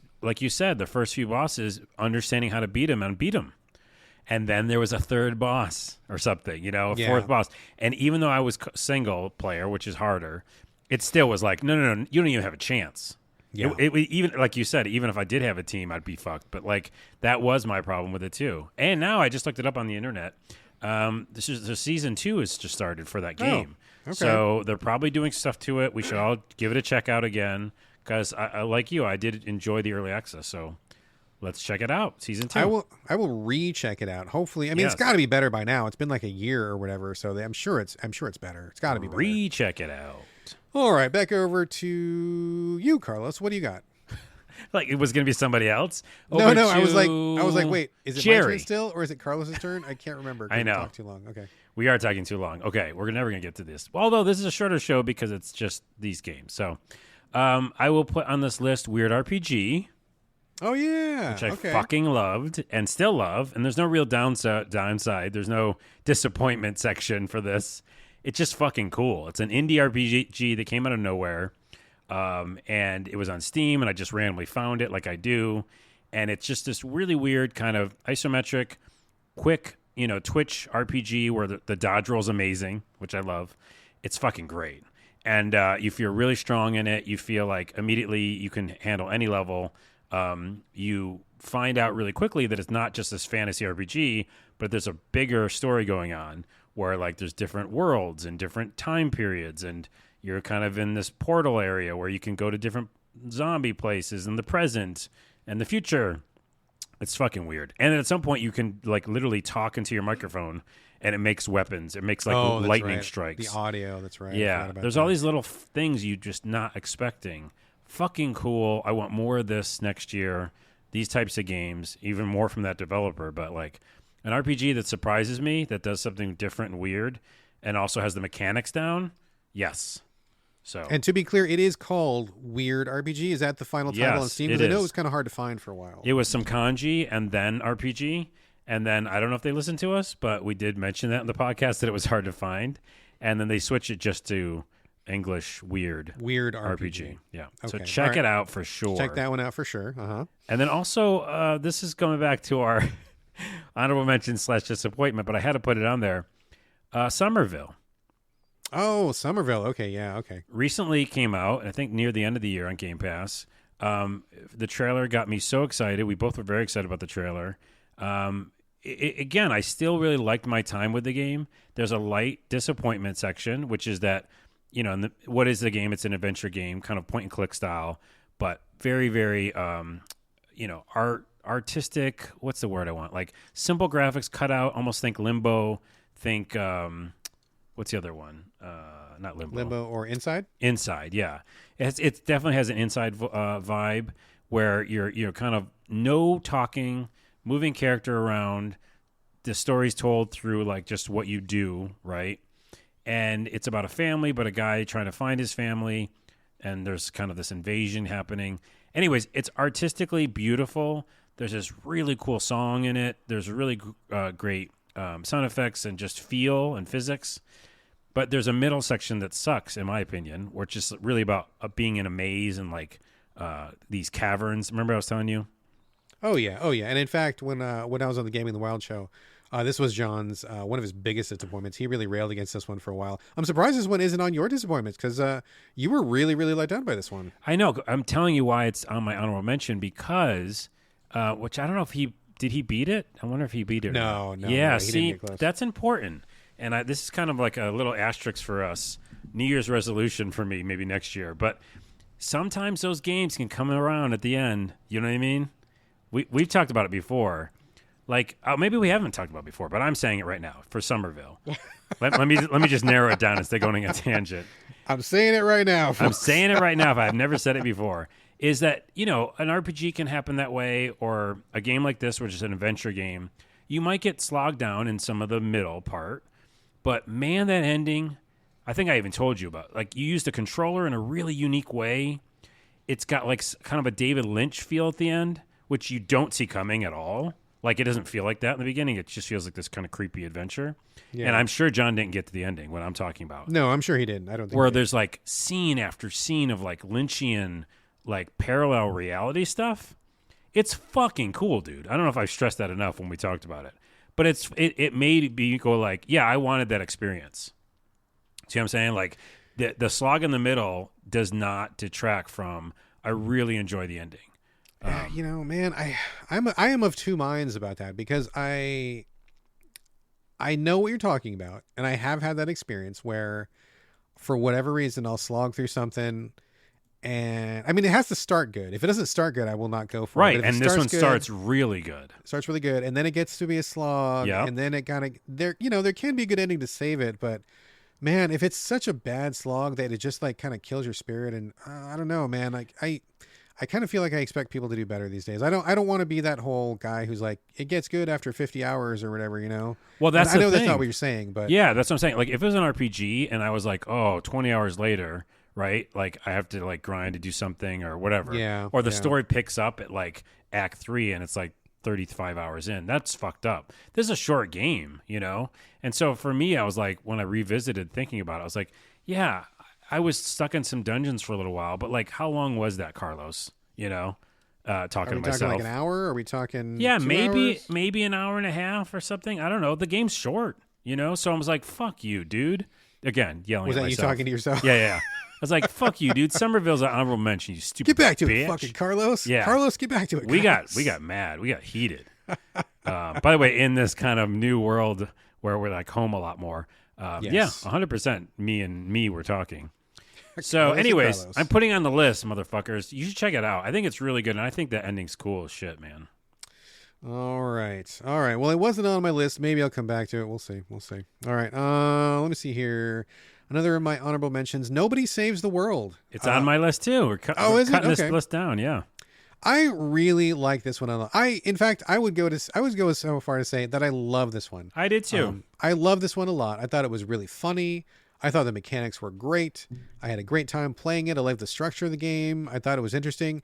But this is just like another Anno Mutationem situation where I love this game, but I have now had the experience, and there's more. There's still more to go, and I don't want any more. But I've had enough, and I loved it, and I thought it was great. And it's just like I just felt like the campaign was too long, and they had I don't mean to call it like a one-trick pony or something, but it's like once I understood how the game worked and how the level up worked and how the powers worked, I'm like, this is very cool, and I think it's great, and I only need X amount of it, and now you're giving me like triple that, and I don't need that much. So I didn't finish it.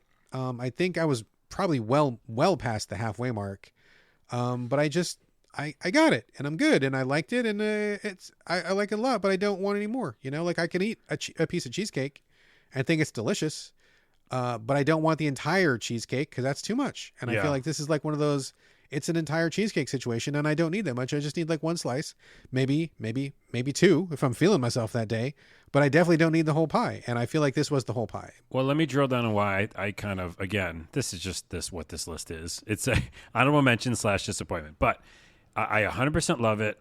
Really fucking fun. I like that studio. They make Guacamelee. They're fucking amazing. Yeah, they're awesome. I love Juice Really Box. funny too. Like the whole Wait, comedy in it. Drinkbox. Drinkbox, Juice yeah. Box? Drinkbox, I think. Anyway, so I would say that drill down on why it felt long to me is that they lock sections of that map. And I think that was an incorrect thing to do. Like I'm playing another game, which I won't talk about now, but it's an RPG that has the same kind of vibe, which is like almost top-down view, right? And you're running around kind of colorful cartoon aesthetic. And the game I'm playing, nothing's locked. It's just like you just have to walk to it, right? Like the whole island's there, the whole world is there. Okay. The point is, this one, and my disappointment part is that they lock things behind like gems, right? Like you had to get certain amount of things to get into places. Yes. So I felt like, and then it kept going. So like, oh, I finally did unlock this one castle or something, but now to go to this other area, I've got to get this more stuff. So I felt like there just kept being more things for me to collect and get, or like, you know, level up or whatever. And then I couldn't even get to the areas I wanted to get to. So I agree. I just loved it. It was a lot. Yeah. I loved it too. Really great stuff. I definitely want to give this a shout out for sure, but it was just too much. One that I thought was really great, Like No Other, The Legend of the Twin Books. This is the point and click that was merging itself with the open world genre, and I thought it was fucking brilliant game design. The idea of exploring kind of a like a Last of Us sort of a world but a very lighthearted, funny, no combat kind of quirky point and click was great. I love the feeling of exploring like maybe 4 or 5 city blocks worth of town, going into buildings, point and clicking on things. Everything was really logical. The puzzles were logical. They made sense. There was a small number of items, so you were not picking up junk items that you didn't know if they were worth it or not. Like everything had a purpose. Really restrained and straightforward and streamlined. Great design. I love this design, and I feel like this is one of those rare games where it is literally pushing its genre forward, just like the way that the Council was pushing forward the Telltale genre, or whatever we call that, the narrative genre, whatever. This one is taking traditional point and clicks and pushing it forward in terms of like how the world is structured, how the player interacts with the world, how the space is explored. It felt so fresh and so interesting and so fun. The only issue I had, and the only thing keeping it out of the top 10, was there was no story. And when you do the point and click genre, like story is kind of a big part of that genre. And I respect that they were maybe trying to explore what it would be like if there was no story. And I will say that was not a great direction. You need to have a little bit of story, not a ton. I don't want like pages of text or anything, but like, I don't even know what the main character's name was. I don't know why he was after the doodad he was after. I don't know what happened in the world, what made it like a Last of Us sort of a world. There was just a lot of holes where if they had filled those in, I would have had a much better idea of what I was doing, who the character was. I would have had a much stronger attachment to it. And I feel like this game, I mean, the art was on point, design was on point, play was on point, difficulty was on point. It was so good. And one of my favorite point and clicks in a while, but that basic vacuum of a story really kind of kept it at arm's length for me, which was a disappointment because it's so good otherwise. Yeah. But man, really great. And if you love point and click, you got to check this one out just to see that there is another way to go. There's this other new direction. It's like somebody gives you a box of Crayola crayons and you open the box and you're like, what the fuck? There's a brand new color in here. I've never seen this color before. What color is this? That's what it felt like to play this. It felt so new and so different. It's amazing. I really wanted to go back to it too. I remember you talking about in the show pretty positively besides the story part. So yeah, check it out. Yeah, definitely check it out. All right. You got a couple more, don't you, Carlos? I have 2 more now because you've taken 2 off my list. So you do one, I'll do one, then you do one, then we'll get to the top 10. Okay. Both these I just like. All right. I'm not gonna give a reason they're not on the honorable mention. I feel bad. Fair enough. And here's one that's controversial. So to boot, ready? I'm holding my breath. Diablo Immortal, fuckers. Oh, okay. All right. I'm sure that's on a lot of people's disappointment list, but I know you loved it. Shouldn't have said fuckers. Sorry about that. That got harsh for a second. Well, I'm already defensive because so many people like despise that game, right? Yeah. For the monetization and all that transaction stuff that is fucking terrible. Like, I agree with you. I've said it on the show many times before. So take away the fact that I never spent any money on this game. Never did. Not once. And I beat this game, right? Because I beat this game. I finished this game. I mean, that says a lot, right? Yeah, you can keep going. There's obviously going to go on forever. But, like, there's a main campaign thingy. And it just kept my attention. And it was more Diablo. And, by the way, as people are seeing, some of the features in Diablo Immortal are going to be in Diablo 4, which is this idea of this asynchronous PvP, or not PvP, kind of P with P. PNP. PNP. But like you can team up with other people kind of asynchronously or like just like randomly, in the game. Yeah. And that will be kind of in 4. So, but yeah, it's just, I had no problems with it. Like, I'm going to take away the monetization because I didn't spend money. I didn't need to spend money. I never needed to grind that everyone keeps talking about. I just grinded like I would normally do in any RPG, right? I just did that. And it was really fun. And I would have like some stuff I could do for daily challenges, which is, I definitely know more of those mobile or MMO style games. But again, none of it felt like grindy. It just felt like stuff I'd want to do. And it was just fun to me. Like, I just had a great time with it. Played a barbarian, did a bunch of swirling around, killing tons of monsters. As you do. And it does fit that, itch that you have. Fit that itch is wrong. Scratch that itch. Fit that. What is the other one? Fit that. Fit the bill? No. When you fit the something. That thing that you put on that fits. It fits the glove? No, I don't know what it is. Anyways. Shoe? I don't know. The shoe fits? When the shoe fits, scratch that itch. When the shoe fits, grind that gold. I don't know. It's just really fun. I wanted to do some grinding in a fun way, and I don't know. I think people have judged it just on the monetization. I'm putting an honorable mention. I really liked it. All right. And lastly, you're doing one. That's right. No, let me do one, then you do one. Yeah. Yeah.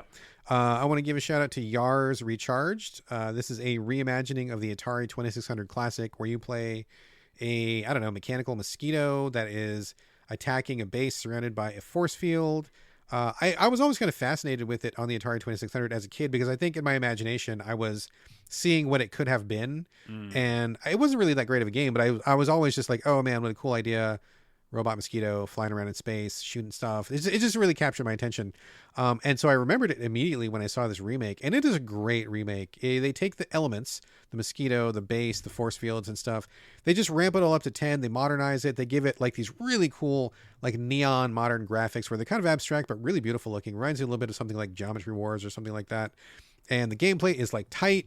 Controls are tight, like the systems are clean. It's really kind of a score chase arcade style game, but there's also like a campaign mode where you have all these different levels to break your way through. It's just, everything about it is just really well done. This is exactly how like every retro arcade classic should be moved forward in time. Like if every remake was like this, I would play them all. This was just a great capturing of the spirit, capturing of the themes, and yet it is better than it ever was, and it kind of is what I was more imagining in my head.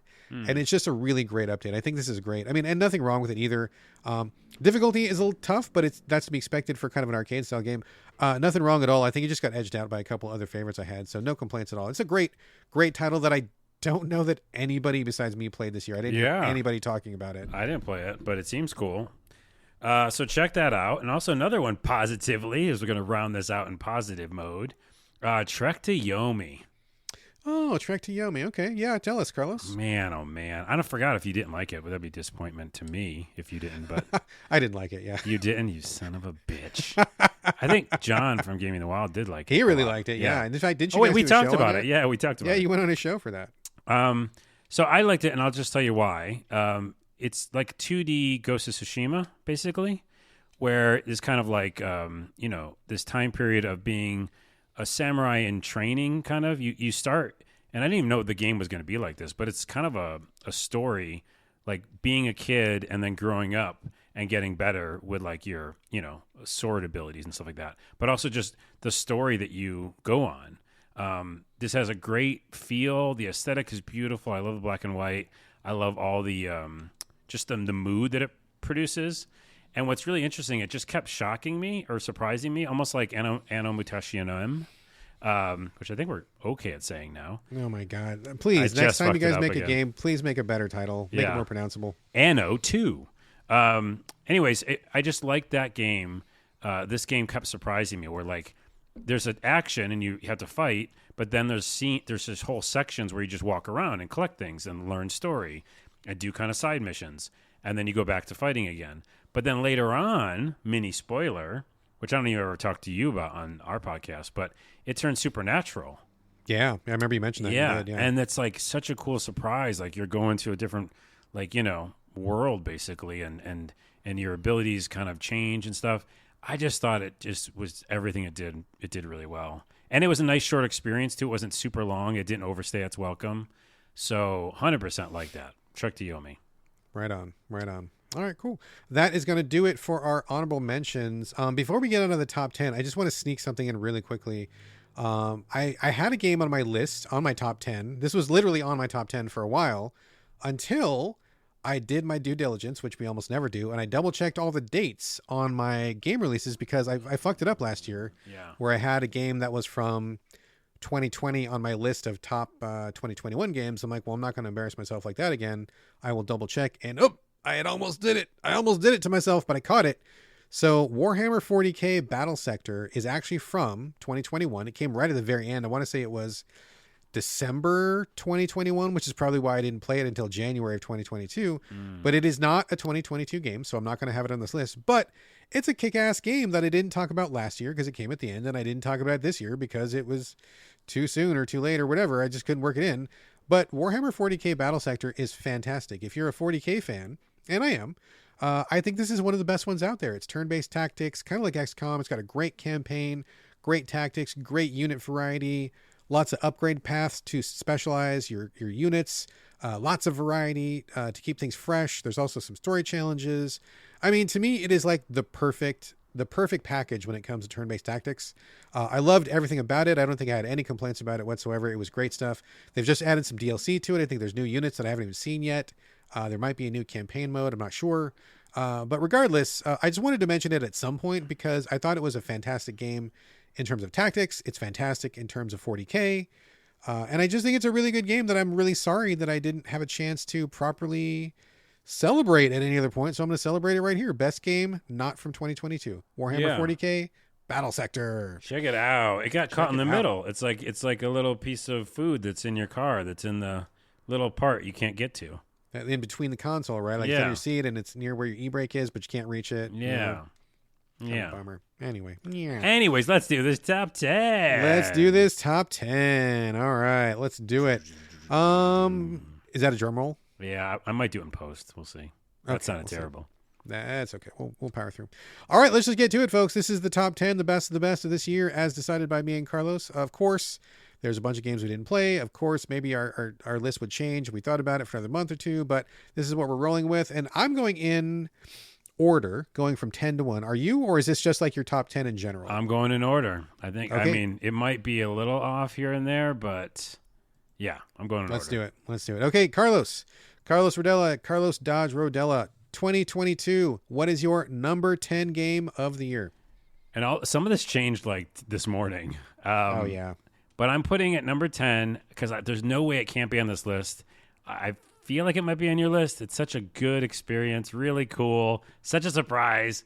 Atari 50th Anniversary Collection. That is exactly my number 10. Is it? Holy It shit. is. Da-da-da-da-da. That's Yay, never we win. happened. That's good. First time. All right. Well, tell us about it, and I'll just chip in at the end. Yeah, we both can talk about it. And basically, it's this collection of Atari games, or all of them, including things like from the Atari Lynx and the Jaguar. And the reason why it's on both of our lists, I'm saying, for both of us, was because it's not just a collection of games. It's an awesome documentary type experience. It's essentially, it's a timeline, or several timelines that you go down and you collect basically like, experiences. And some of them are videos, and some are people talking about the Atari days, and some are just posters, and some are, artwork and things you've never seen before, like level design. And some are unfinished games, and then you can play them. You can fucking play them. It literally sets the bar and creates a template for future publisher developers to make games like this, which are essentially experiences to go through like the history of video games. The other reason why it's really good is it's also very fucking important, because we talk about in the show all the time, losing games to time is tricky, because when there's software that's just online and servers go down, we no longer have the game itself, or we don't remember what happened around the game and the history of it. So this is kind of a really cool like time capsule, as well as it was just fucking cool to play a bunch of old games. Absolutely. Couldn't say it better myself. I mean, you said everything I wanted to say. I'm going to yes and all of that stuff. I mean, it's so rare that never. I mean, this is the first time, so it's extremely rare that we get something of this quality. Like, I was just blown away, because I love Atari. Fine. I don't like pine for those days or anything. I mean, I feel like we're in a good space in terms of video games these days, but I remember those days, and I think they're important from an archival perspective, historical perspective. It's always good to remember your roots, remember where you came from. And this collection of just all of Atari's, their arc, their entire story, the good, the bad, the unusual, the crazy, all the cocaine-fueled orgies, and all the big sales, and all the victories, and all the advertisements. So much of that material, TV, radio, billboards, magazines, they've captured all that stuff. There's interviews, and it's all arranged like so clean in a timeline and so smooth. It's so easy to understand. It is like the ultimate interactive learning experience. I love this format. I want to see this format for like basically every developer out there. And I mean, this is like Smithsonian quality stuff. If I went to a fancy museum and paid $50 to get in or whatever, yeah, and this was there, I'd be like, yeah, that felt worth it, man. That was fucking cool. So yeah, totally agree. Yeah, I think it's just this kind of like it's the journey you go on. It's more than a game, obviously. Yeah, it's like this journey. So fucking so cool. Good. Yeah. So good. All right. So that was my number 10. So why don't you go ahead and do your number 9 then? All right. My number 9 is, oh wait. Oh no. Did I fuck up like you did last year? Is did this you pick one from this year? Yeah, I think it's, oh no. Wait, look it up. Wait a minute. You do your, and I'll look up mine. You do your nine. I'll do my number 9. Yeah. My number 9 is Marvel Snap. We're not going to be talking a lot about mobile games. In fact, I think this is my only mobile game, but I had to mention it. Number 1, it's taking the world by storm. I feel like my entire Twitter timeline, everybody's playing Snap, or at least has tried it. And I believe that most people really liked it. It's got some pretty high-powered developers behind it. Some of the people behind Hearthstone, which is also a big success, jumped over to Marvel Snap and worked on that. I think it's really brilliant for a number of reasons. I mean, number 1, the deck builder is something that's pretty common these days. It's really coming to vogue, and that's fine. I really like the deck building genre, and I feel like it's really flexible. But they have really sized it down to be perfect for mobile. Like, your deck is no more than, I believe, 12 or is it 16 cards? That's nothing for a deck builder. That's so small. Pretty sure it's 16 cards. You're not even going to get through them all when you play a round, and each round is super short too. The rounds are like 3 minutes, maybe 5 minutes. Not even 5 minutes, probably 3 minutes, 3.5 minutes. That's really like lightning quick. You can get in and play a short match. You don't have to have a million cards. You're going to get your strategies going. That's all good, and I think that works. The cards are really cute and clever, and they have good mechanics to them.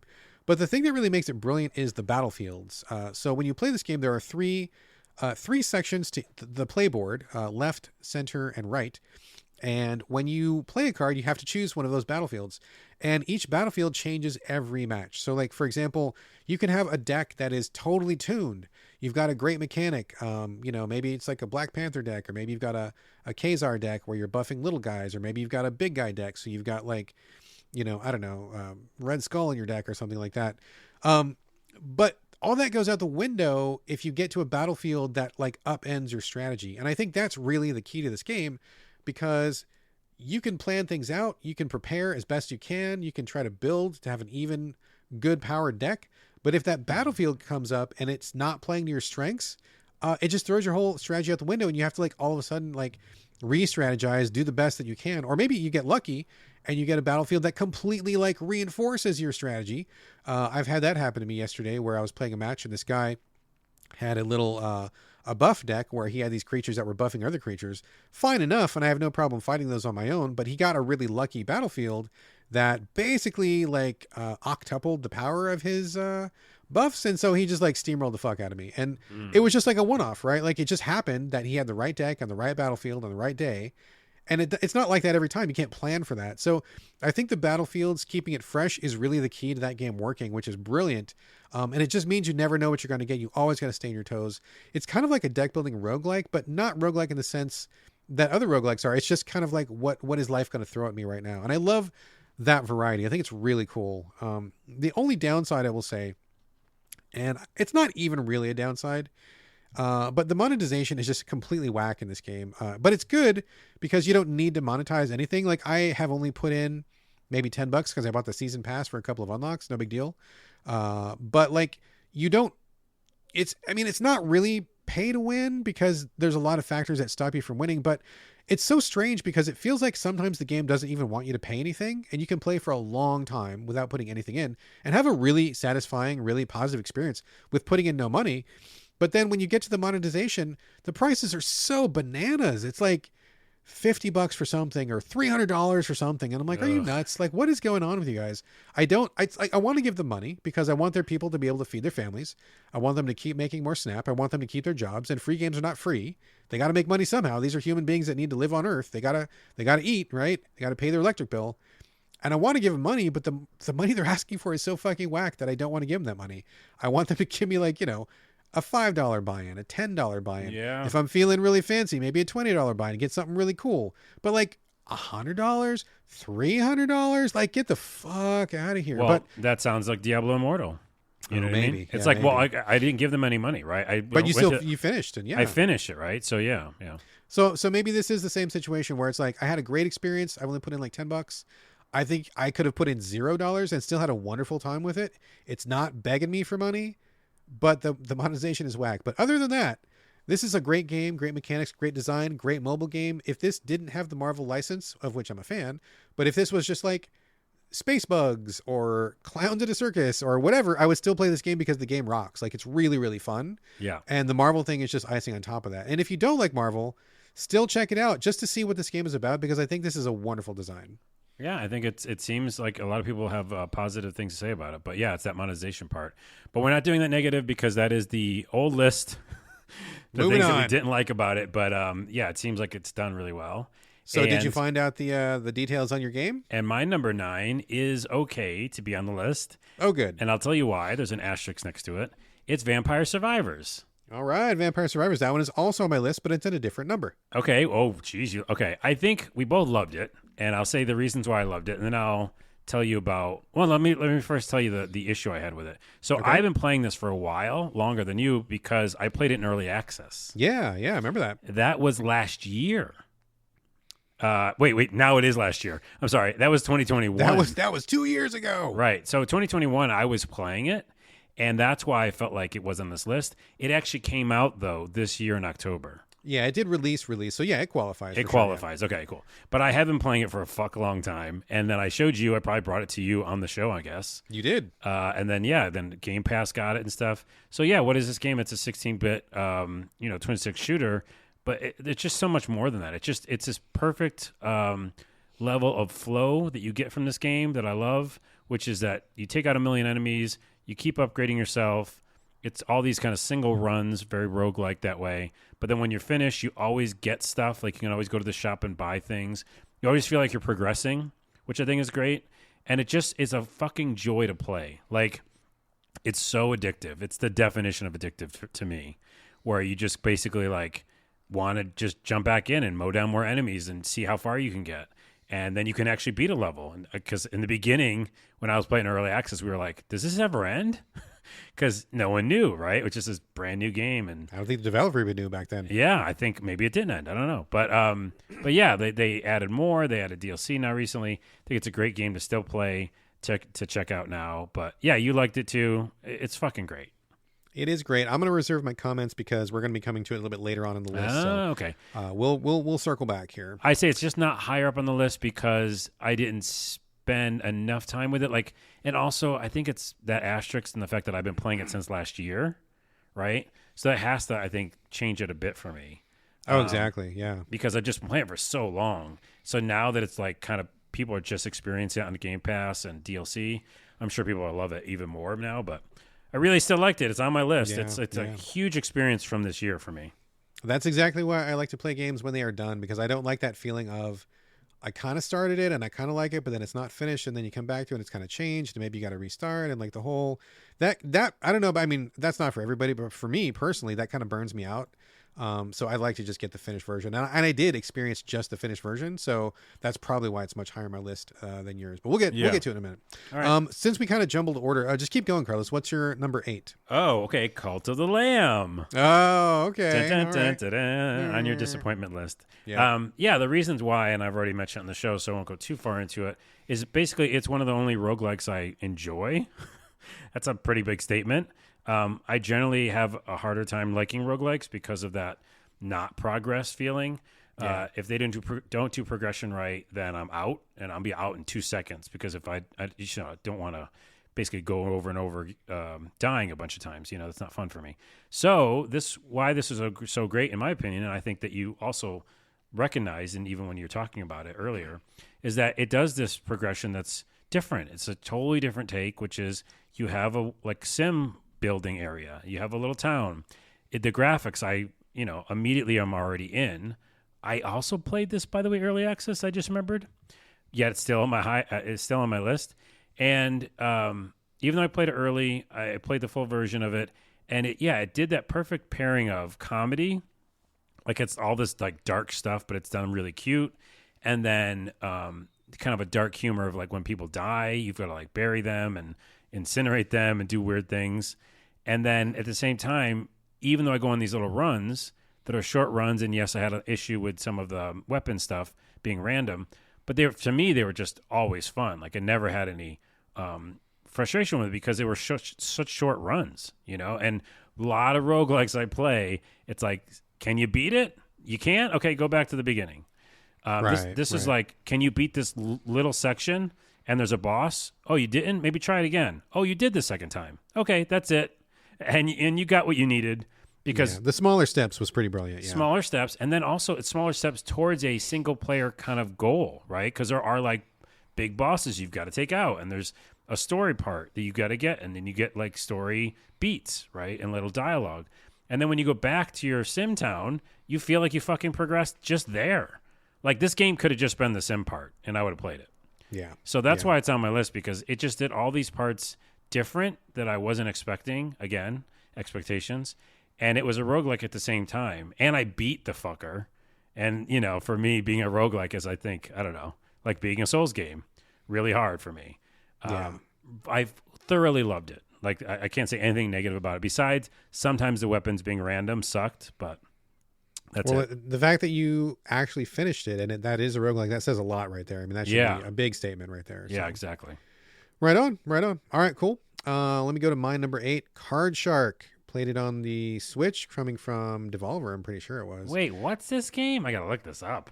Card Shark is the one where you play in Renaissance France, and you are cheating at playing cards. Oh, right. Yeah, we talked about it pretty early in the year, I think. You play a guy, an orphan or something like that, and you get taken in by a cheating guy, a grifter, and he wants to go and steal money from the aristocracy of revolutionary France. Number one, cool idea. I love this. And it's just so weird and different. It's basically a series of cheating mini games where he teaches you how to cheat these different ways. Like, for example, you'll pretend to be the waiter. And when your opponent has a good hand, you pour a lot of wine in his glass. And if he's got a bad hand, then you pour a little bit of wine or something like that. Or maybe like you'll count a certain number of cards where you'll touch a card a certain times. If you touch the card 3 times, that means it's a a spade, and if you touch it 2 times, it's a heart. There's all sorts of these little things, and I guess apparently, from what I gather, a lot of these cheating methods are actually based in real life. Like these were actually things people had done. So it's really interesting to learn all these different ways to cheat at cards and to have that incorporated into like a French Revolutionary story. Really great stuff. I didn't finish it, but I got pretty far. Unfortunately, it requires a lot of focus, as I assume that if you are cheating in real life, it probably requires a lot of real focus as well. And I had to put it down for a second to do some review games. And when I came back to it, I forgot how to cheat. And I'm like, okay, wait, I can't keep going. I got to restart the campaign, but I will happily do it because I thought it was so cool and so fun and so different and fresh. Unlike anything else I think I've ever played. And I thought it was just a great idea. Plus graphics were great. Theme was great. Great fit for the Switch. Really had a great time with it. I'm definitely going to come back. I really liked it a lot. So Card Shark. The graphics remind me of Pentiment in a way. Kind of that hand-drawn, sort of illuminated drawing sort of thing, yeah. Such a cool idea. And if you think about, look at all of our games so far, are games that were, kind of blew away our expectations.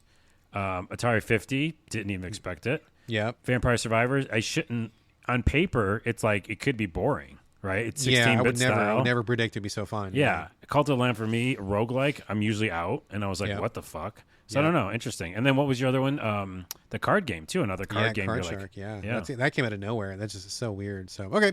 Love Card Shark, but let's move on to number 7. Carlos, what is your number 7 of 2022? 7. Yes, that's right. Dying Light 2. Stay Human. Oh, man. I got to get to this one, but tell me all about it. Yeah. So it's similar and dissimilar to Dying Light 1, or like our discussion we had about Horizon, me not wanting more Horizon now. Dying Light 2 is different. It does feel more like a Far Cry game, which I hope I don't scare you away, where, there's definitely more like gamification and places you got to like take over, and that kind of thing. What do they call outposts and stuff? Yeah. So there's more of a kind of Ubisoft feel to it. I'll say that for sure. But the verticality is so amazing. The floating around, you get a hand glider basically, and just this open world feels truly open. Yes, a lot of the buildings have the same thing, which are just zombies and computers and stuff like that. Like you've seen one building, you might seen them all, but it still feels really fucking big. And the story beats, because at some point there are a lot of side missions. I just mainlined it because I was like, I really, really am interested in the story. It's just super cool. Like it's super fucking cool. Like I live for these kind of games where it can be a first person. Melee / shooter with an interesting campaign that I want to get through. Like that takes the cake for me sometimes, That's really right on par with like third person RPG. Like both those are equal value to me. So that's what this does. It's like such an interesting narrative. Rosario Dawson's in it, by the way, and I kind of had a vibe of like, remember when I dated that girl Pan Am in Cyberpunk 2077? Yeah. Was this your other girl? Yeah, she felt it. They did a really good job of like making you feel connected to that person. Maybe not as much of a romanticness, It's more just like a really good friend, and you're having all these experiences with her. Yeah. But it's spot on. Looks like her, and the graphics are really good. I don't know. It just does a lot of things right. A lot of the side missions are pretty like dark and sad. But you're really good. You're really glad you went on them. I won't go into them, but they're because I want you to play this. So, anyways, the side missions felt all really good that I did play. You can mainline it. You don't have to go on those. It doesn't feel like it lasts forever. I think I feel like the very, very final act. There's a couple different bosses. You're like, okay, that could have just been one. But all in all, I just really enjoyed my time with it. The only thing, I'm not supposed to do this, but the only thing I'll say is I did, again, play it as soon as it came out. So there was a glitch near one of the last bosses, and it's kind of funny. The last boss type person, which I won't spoil because it's not even the last boss, the boss before the boss, he glitched into like a wall somewhere. I think I remember you telling me about this. Yeah. And I was like, oh, I can't beat the game now.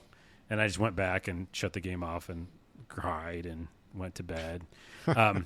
And then I came back to the game and it was patched and it was fixed. But minus that, a fucking great game. I love these types of games. Single player, go in, and you really do want to know what that story is. Once you start playing it, you'll be like, I want to mainline this.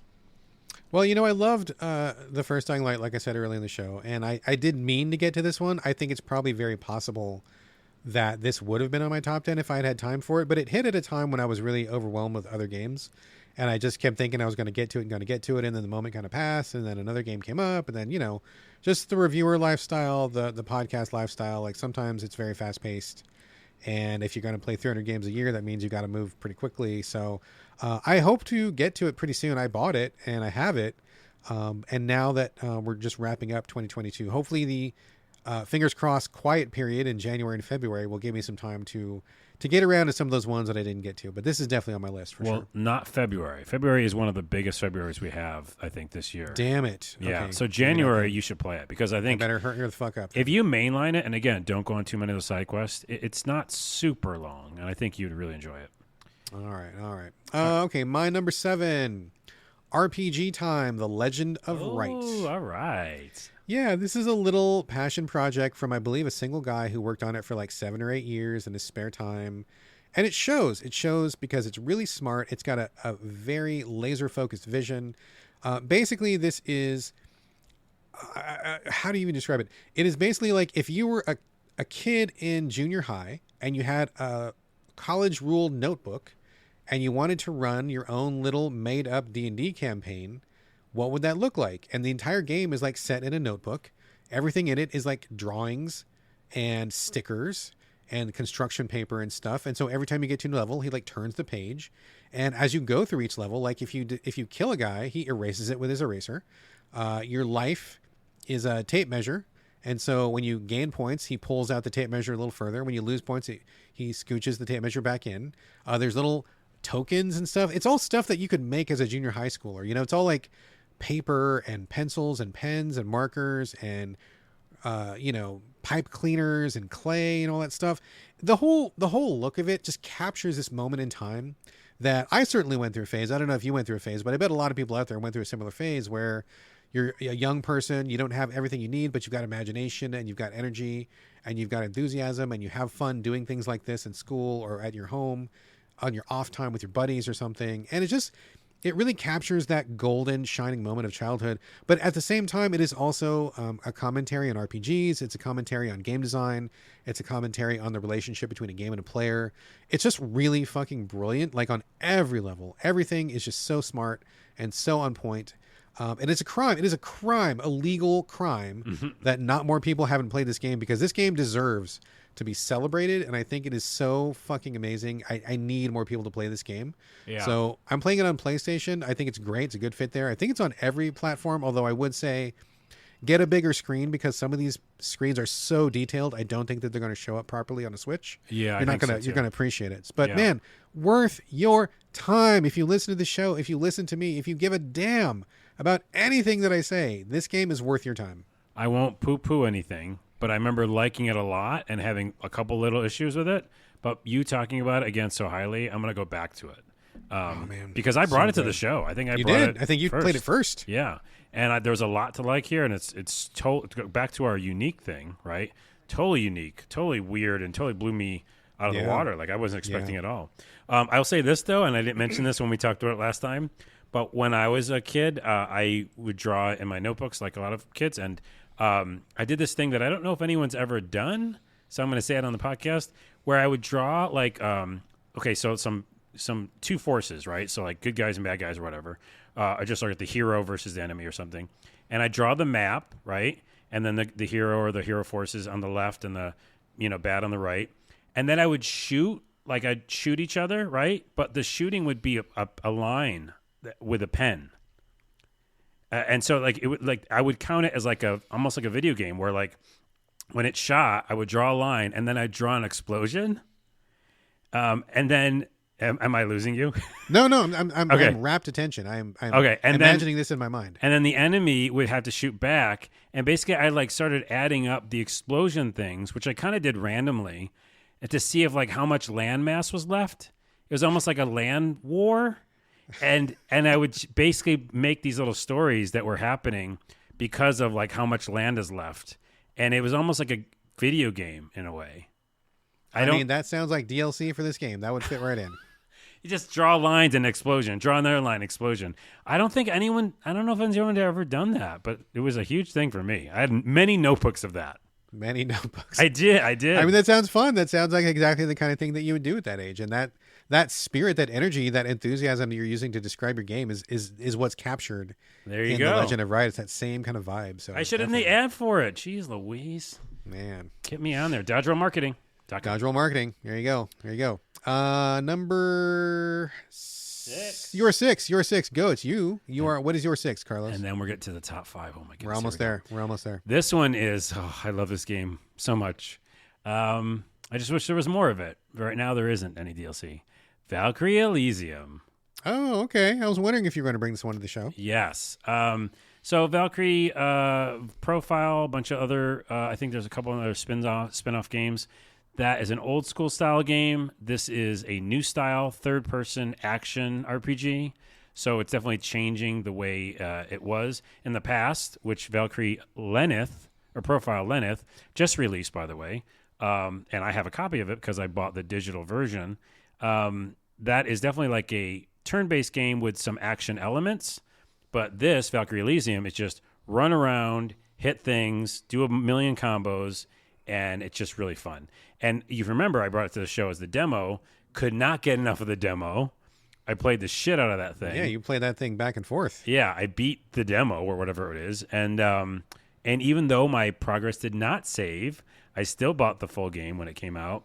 And the two reasons I love it the most, one, and this is a weird reason, but it does feel so satisfying to just smash things in that game. Like, I think the mechanics of the moving is so good, where I love dodge roll. So the dodge roll is, I think, impeccable, fucking great. There's also like a kind of a magical, ability dodge roll. So there's a couple different dodge rolls. All the weapons, similar to a Monster Hunter or Dark Souls, have like different abilities. So you keep finding new ones and figuring out which is the one you want to kind of, hone in on. And then each one of those weapons has a whole skill tree, like its own skill tree. And some of the moves are similar, but a lot of them are different. So there's just so many permutations of how you can attack things. And when the attacking feels so fun, it's like I'm a kid in a candy store. Or I don't know what the metaphor is. A kid in a candy store where they sell melee punches to people. Yeah. Yes. A kid in a melee store. That's a good name for a podcast. Kid in the melee store. Yeah, it just felt endlessly fun to do the movements. Like, this is my number one game on this whole list for this part, which is like, I would pick a game and play it all year if it's just really fun to move around and fight, especially in an RPG setting. And then the other reason I like it is because it's such an interesting story, which is similar to the old story, where you play this goddess who isn't really, it's kind of made, you're formulated by a higher power, Odin, and you're going down to this planet to do stuff and save souls. So it's kind of a different story there. And then you realize that Odin's ideas are maybe like kind of mischievous. And you're like, What's really going on here, Odin? And then it was a really satisfying ending, which I can't ruin. But it was like an epic ending. It wasn't like now maybe, it's better, I guess. It's like, no, everything's changed now. Like the ending's that different. I wish I could tell you it. Can I just spoil it? No, don't spoil it, because people are going to play this game. They're going to hear you talk about it. They're going to play this game. And they should be happy that the ending is like, no, a really big change happened. Like all that stuff you did, it was for this one big thing that happened. And that was like a great, satisfying ending. So I couldn't twist. Yeah. I just want them to be a DLC. I don't know what it would be, because that ending is pretty definite. But man, oh man, I had a fucking great time with that game. All right. Excellent. Right on. Let's see. We're talking about number 6. Yeah, that was number 6. So this is probably my most conventional, maybe not the most conventional, but my second most conventional choice of the year. Mario plus Rabbids Sparks of Hope. This is, of course, the second in the Mario plus Rabbids series on the Switch, turn-based tactics, where you take the Mario crew and the Rabbid crew, put them together, and do, kind of XCOM style tactics in different battlefields in this Mario themed area. It's great stuff. It's super solid. It's really solid. It's frictionless. There are no difficulty spikes. There's no problems. All of the issues I had with the original game, and I didn't have many because I thought the first game was great. I loved it and actually finished it. They took my complaints about that first game and fixed them. And it's just one of those games that's just so smooth, you know, like once you start, it's just like you just keep playing and it just kind of rolls on. And I think this definitely qualifies as being in the chill zone where it's interesting and it's fun. And you can ramp up the difficulty if you like. I mean, I think there's like, I don't know if there's like 5 difficulty levels, but there's definitely multiple difficulty levels. So you can get some challenge if you want it. But if you want to chill, they also have a pretty good chill level. And I just enjoy the character interactions. I love the way that they have incorporated mobility into the game where they use Mario's jumping ability and they take away the grid so that you can kind of move around the battlefield as you wish. There's lots of interesting flanking maneuvers that happens, lots of jumping around, lots of sliding, stuff that you think Mario would probably do.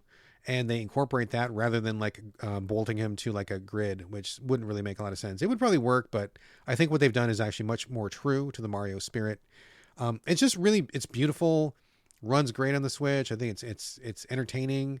Tons of content if you want it. Lots of interesting characters to work with, synergies and stuff like that. It's just like the total package if you want turn-based tactics. And I think it's just really great. I mean, no complaints at all. It's just really, really good. Good all the way through. It's just straight up good. Straight up good. That's all it is. Just good. There you go. There you go. Number 6. All right, Carlos, number 5. We're now cracked into the top 5. Carlos is number 5 of 2022. What is it? Let's go. So I will say this is kind of a foreshadowing. 3 of the games in this list are, I think, the 3 games I played the most this year. Okay. And this one is no exception. I played a fuck ton of hours of Saints Row. Saints Row. I knew this was on the list. Yes. Again, much to the chagrin of other people who don't like it, I'm going to say why I subjectively did like it. Again, like we also say on the show, when a game comes out, in the right place, right time, are you feeling that game? Are you feeling that kind of mode? I was feeling like I wanted to jump into a GTA game. Not going to get GTA 6 for a while still, probably. And I wanted more old school Saints Row, and that's what this game is. It doesn't sugarcoat it. It's not like an epic, experience. It's really, really fucking fun. And I think, contrary to popular belief, that the story between you and your friends actually gets pretty damn good near the end, similar to Somerville, where you have to finish this game, which I did. I went above and beyond. I more than finished it. And near the end, you really start to feel connected to these friends. I'm going to say the quick tangent of in this era right now of Carlos, I haven't really got to hang out with as many people as I wanted to in IRL for the last 2 years. And it takes sometimes just like a good game to make you feel that way, right? Yeah. Middle of pandemic, I was with Pan Am and we were like dating, talking to, what's his butt? Keanu Reeves. Keanu Reeves, yeah. But you know what I mean? And this game was similar. Like I wasn't doing a lot. Yes, some of the dialogue is garbage, right? It's like old school corny. But even with the old school corny, some of it's pretty real. Like they talk about corporations just firing people. They talk about student loans. They talk about, not being able to make it in the world because of fucking bullshit. So I was like, is this kind of corny old school game like getting to me? Because I think it is. And near the end, you play like LARPing with one of the guys. And you're like really bonding. It's fucked up. It's crazy. I can't believe more people don't see this, but I really felt really connected to them and this really cool, satisfying ending with all of them hanging out. And then, I went above and beyond and kept playing it afterwards because you can do all this other stuff. I think it's fucking great. That sounds good. I'm definitely a Saints Row fan for sure. I didn't play this one just for one reason or another, but I think I'll probably snatch it up next time I see it on sale. I didn't buy anything over the Christmas sales because I needed to get my family presents, and money is money, so I'm not like a rich person by any stretch of the imagination. But the next time I see it on super sale, or if you see it on super sale, like on PSN or something, give me a shout, and I think I'm going to dip into this one when the time comes. So yeah, I think it's just relaxing overall. Like if you're talking about chill, man, and there's a million accessibility options, so you can make this, however you want to play it. So it's fucking great. Right on. My number 5. This is one that I absolutely loved. Sucker for Love First Date. Oh yeah. Yeah, this was on PC. This is one of the rare games that was good enough to get me to actually play it all the way through on PC because I generally don't like to play on PC. That's saying Doesn't something. Yeah, it doesn't fit with my life. I don't like to be at my computer when I'm on my off time. I'd much rather chill with my family in our console game zone, and PC just doesn't work for me in general, for a number of reasons. But this one was good enough to get me to get down to my PC, and I played the entire thing, finished it, three times even. It's a dating simulator, but it's also a comedy game, but it's also a point and click, but it's also a horror game, with Cthulhu overtones. It's just a blend of all those things, but it's really cute and fun. I think they are doing some interesting things with the dating sim because you are dating, but it's also kind of a puzzle in some ways, and there's also different dialogue choices, and I think the voice work is also phenomenal. I think it really sells it.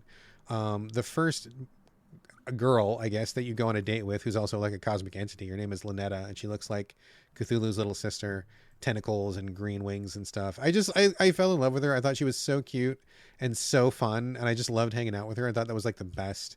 And the game just kind of takes different aspects as you go on. Your second date is with a different girl, and she's a totally different personality. And the third date really cashes in hard on the unattainable MILF vibe, which I really appreciated. So I thought it was just great.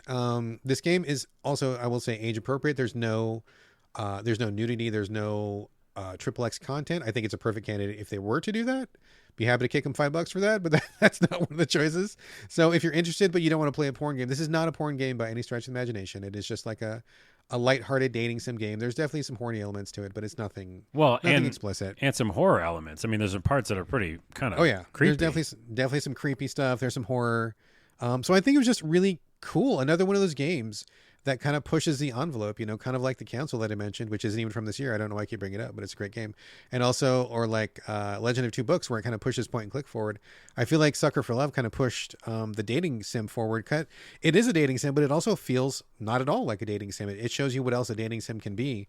And I had just the greatest time with it. And just FYI, it is coming to Switch in the first quarter of 2023, so very soon. So if you don't want to play it on PC, it is coming to Switch. It'll be great for the Switch, and it's going to have new content. I believe there's either a new girl to date or there's some kind of extra campaign or something. So there is a reason to come back to it if you've not played it yet. So Sucker for Love First Date, I thought was fantastic. Cool. Yeah, it's excited it's on your list. And again, it's one of those similar things where like blew our expectations away in a different way, because I was like, absolutely, I was like kind of scared in the beginning of that game. It is a little bit scary for sure. All right, okay, Carlos, number 4. What you got for number 4?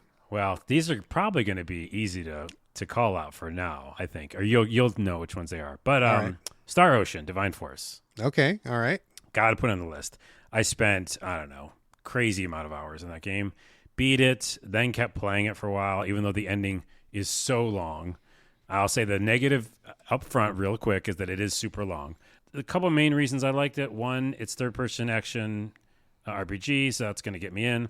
But two, like I played the demo, or like I talked about in the demo, you have this little kind of orb spaceship thing that floats around with you, and it can basically let you fly, and that helps you find new things, but also the combat is so addictive because your little orb thing lets you fly and then do combos and attack people because you're flying. You never played the demo even, right? I don't think. No, no. I missed the demo. I didn't know about it, and then they took the demo down, so I haven't had a chance to play it yet, no. It's just hard to explain that mechanic. You just kind of have to play it, because I've never really, again, back to the list, never really experienced combat like this, where you can just run around and swing your sword and dodge and do that kind of stuff and magic. But you can also just use this little robot companion and soar through the sky and also be attacking while you're doing that. Like, it's super addictive. I can't explain it. So then on top of that, it really unbelievably covered a lot of topics. It went into the pandemic. Like, you at some point in this game, you wear masks and you wear them for a long time. It's not just like one story, right? It's like, oh shit, there's a disease going around. It's really bad. Everybody can catch it. We have to wear masks now. And I really appreciated that they recorded the voiceover with masks on. That's pretty cool. Like, it's not like, just corny and like it's a aesthetic or like a skin, It was like, No, all the voiceovers now in masks. And then also there's stuff about AI, and there's stuff about corporations, and there's stuff about what are we gonna do when if there's a singularity. Like, it's really intense, dude. So yeah, I like that. I just love the gameplay, and I like how far it went with the story. It's epic. It's like what I live for. I live for epic RPGs, and I really live for epic sci-fi RPGs. So love it. Right on, right on. I'm always up for another sci-fi RPG. You're right. There are not that many. No. And it's weird because I feel like it's a genre that's really ripe for exploration. I feel like the ones we get, and not to bash an entire industry here, but I feel like the ones we get are all pretty similar to each other in terms of theme and aesthetic. I feel like there's an entire world that we just haven't really tapped into yet. So I feel like there's much fertile ground to cover.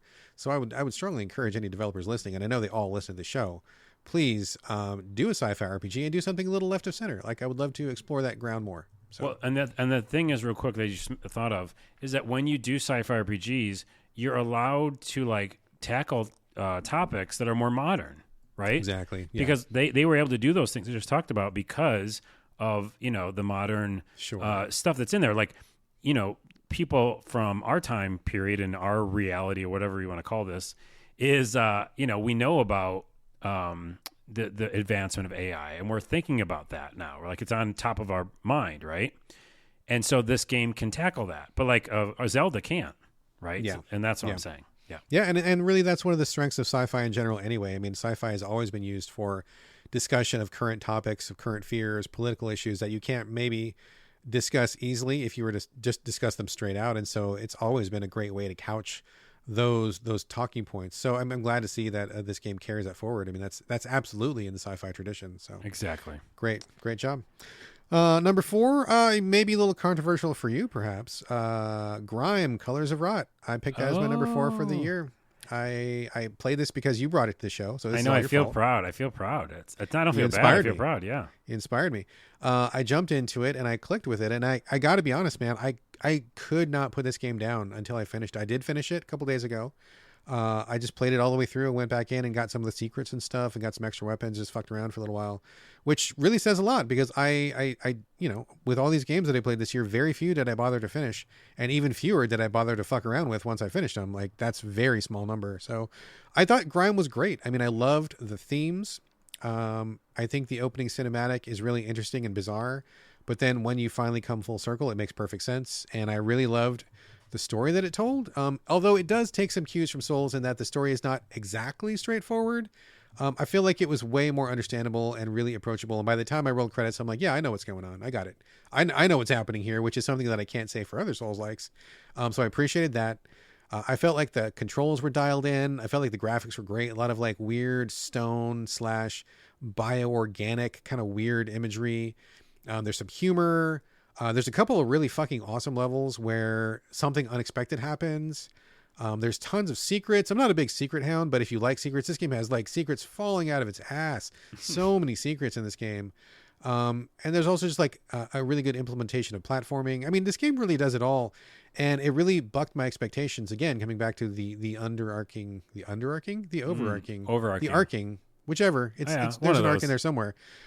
Theme of the show of just like, again, being surprising or bucking expectations where, I expected this to be a random 2D Souls-like, because we're getting a lot of those these days. I don't even know how many this year. I played at least like 10, and I didn't find any of them to really be worth my time. But this one does its own thing. It takes a different approach, blends it with Metroidvania in a way that I like, because I'm kind of tired of Metroidvania as well. But this game just really got the best of both genres and added some special sauce on top of it. Man, I just had the greatest time with this game. I think it's really, really well done. And I want to say also, it's well done now, because they fixed a lot of stuff. I don't think that I would have played it all the way through if I had played it at launch, because there were a lot of problems. And the stuff that would have made me quit are things that they fixed. So I'm glad that I came to it 6 months later, with this new patch. I feel like this is a really great time to get in. I feel like it's in good shape, much better shape than it was.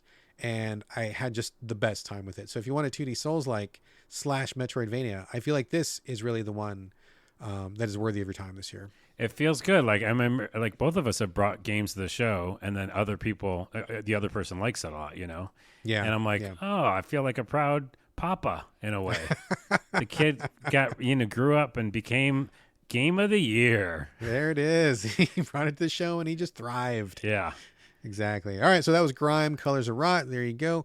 Carlos, we are in the home stretch here. Number 3, top Let's 3. go. These are the Let's big go. boys. Let's do it. What's your number 3, sir? Oh man, I love all these. I'm smiling right now just looking at the games.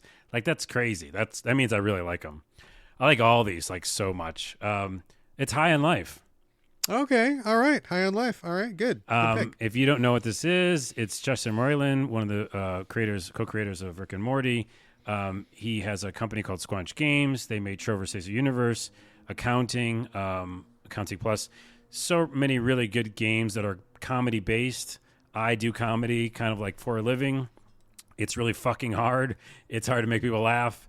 And it's even harder in a video game because you have this really weird dynamic of the player deciding to do whatever the fuck they want, and then you trying to tell a joke or you're trying to make something funny.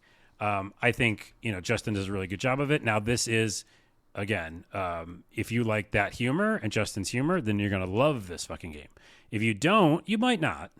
But even that, it's a really good first-person shooter game.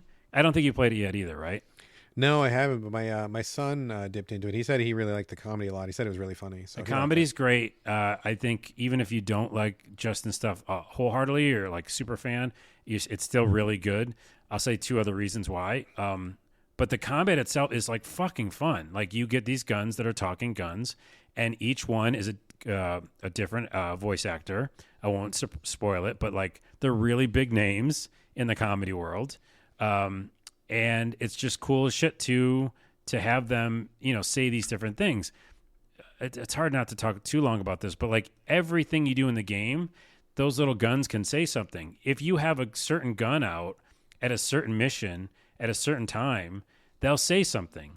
It won't be the same as what the other guns would say. You know what I mean? Something specific depending on the situation, depending on the gun, right? Yes, and that's a different playthrough. Like I found a gun that is voiced by, well, I'll just say a character or Tim from I Think You Should Leave, which is one of my favorite comedy series of all time. And I was like, oh, it's Tim? Fuck every other gun.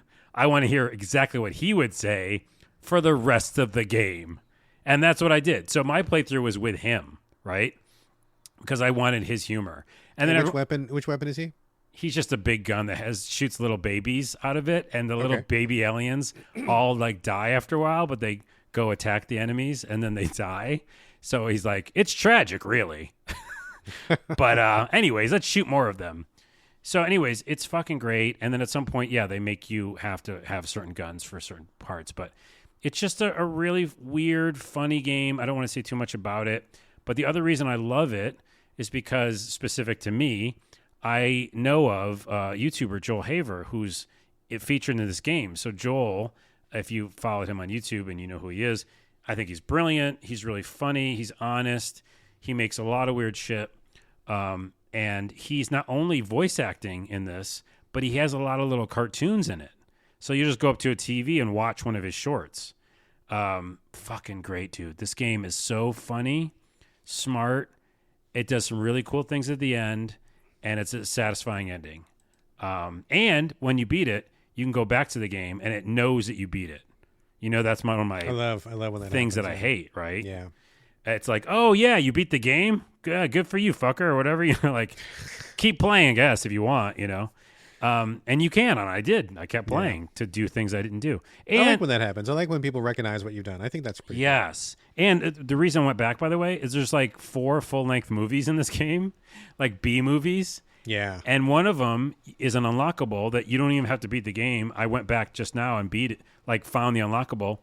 And it's a movie in a movie theater with Mystery Theater 3000. Mystery Science Theater 3000, yeah. It's basically like that, like for the whole movie. So you could just watch it with those guys talking about it. So it's a fucking great game. Holy shit, dude. It's just what I wanted, and I recommend it.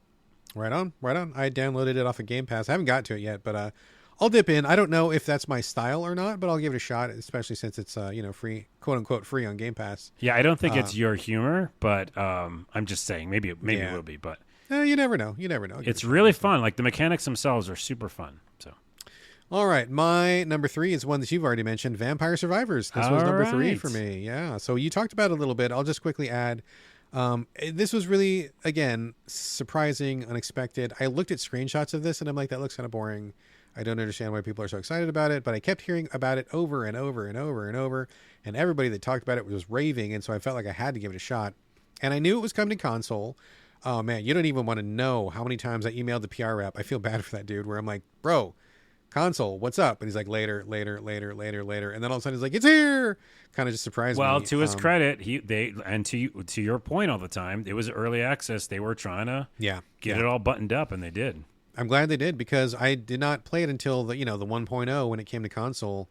Had a bunch of fixes, had a bunch of extra stuff in it, and it was great. It was a frictionless, really smooth, fun experience, really engaging. I wasn't sure what to expect. And once, the first game, I'm like, what the hell's going on? What's happening here? And then once I figured it out, I'm like, okay, yeah, this is actually really cool. And you just kind of get in this groove, this kind of Zen mode where you're just focusing on your level ups, and you're just kind of like moving around the crowd, and you're managing things, and you're trying to think about what the next thing you want to power up is. And like, it just all comes together really amazingly. But I think the thing that really sells this experience is the number of unlockables and like all the to-do lists. I think this is the perfect kind of game where I do want a to-do list. I don't always, but I feel like this is the perfect game for it, where you play a run. The maximum run is like, unless you're doing something special, is 30 minutes. You can go longer than 30 if you're being fancy, but in general, 30 minutes is your maximum run, which is a pretty reasonable time.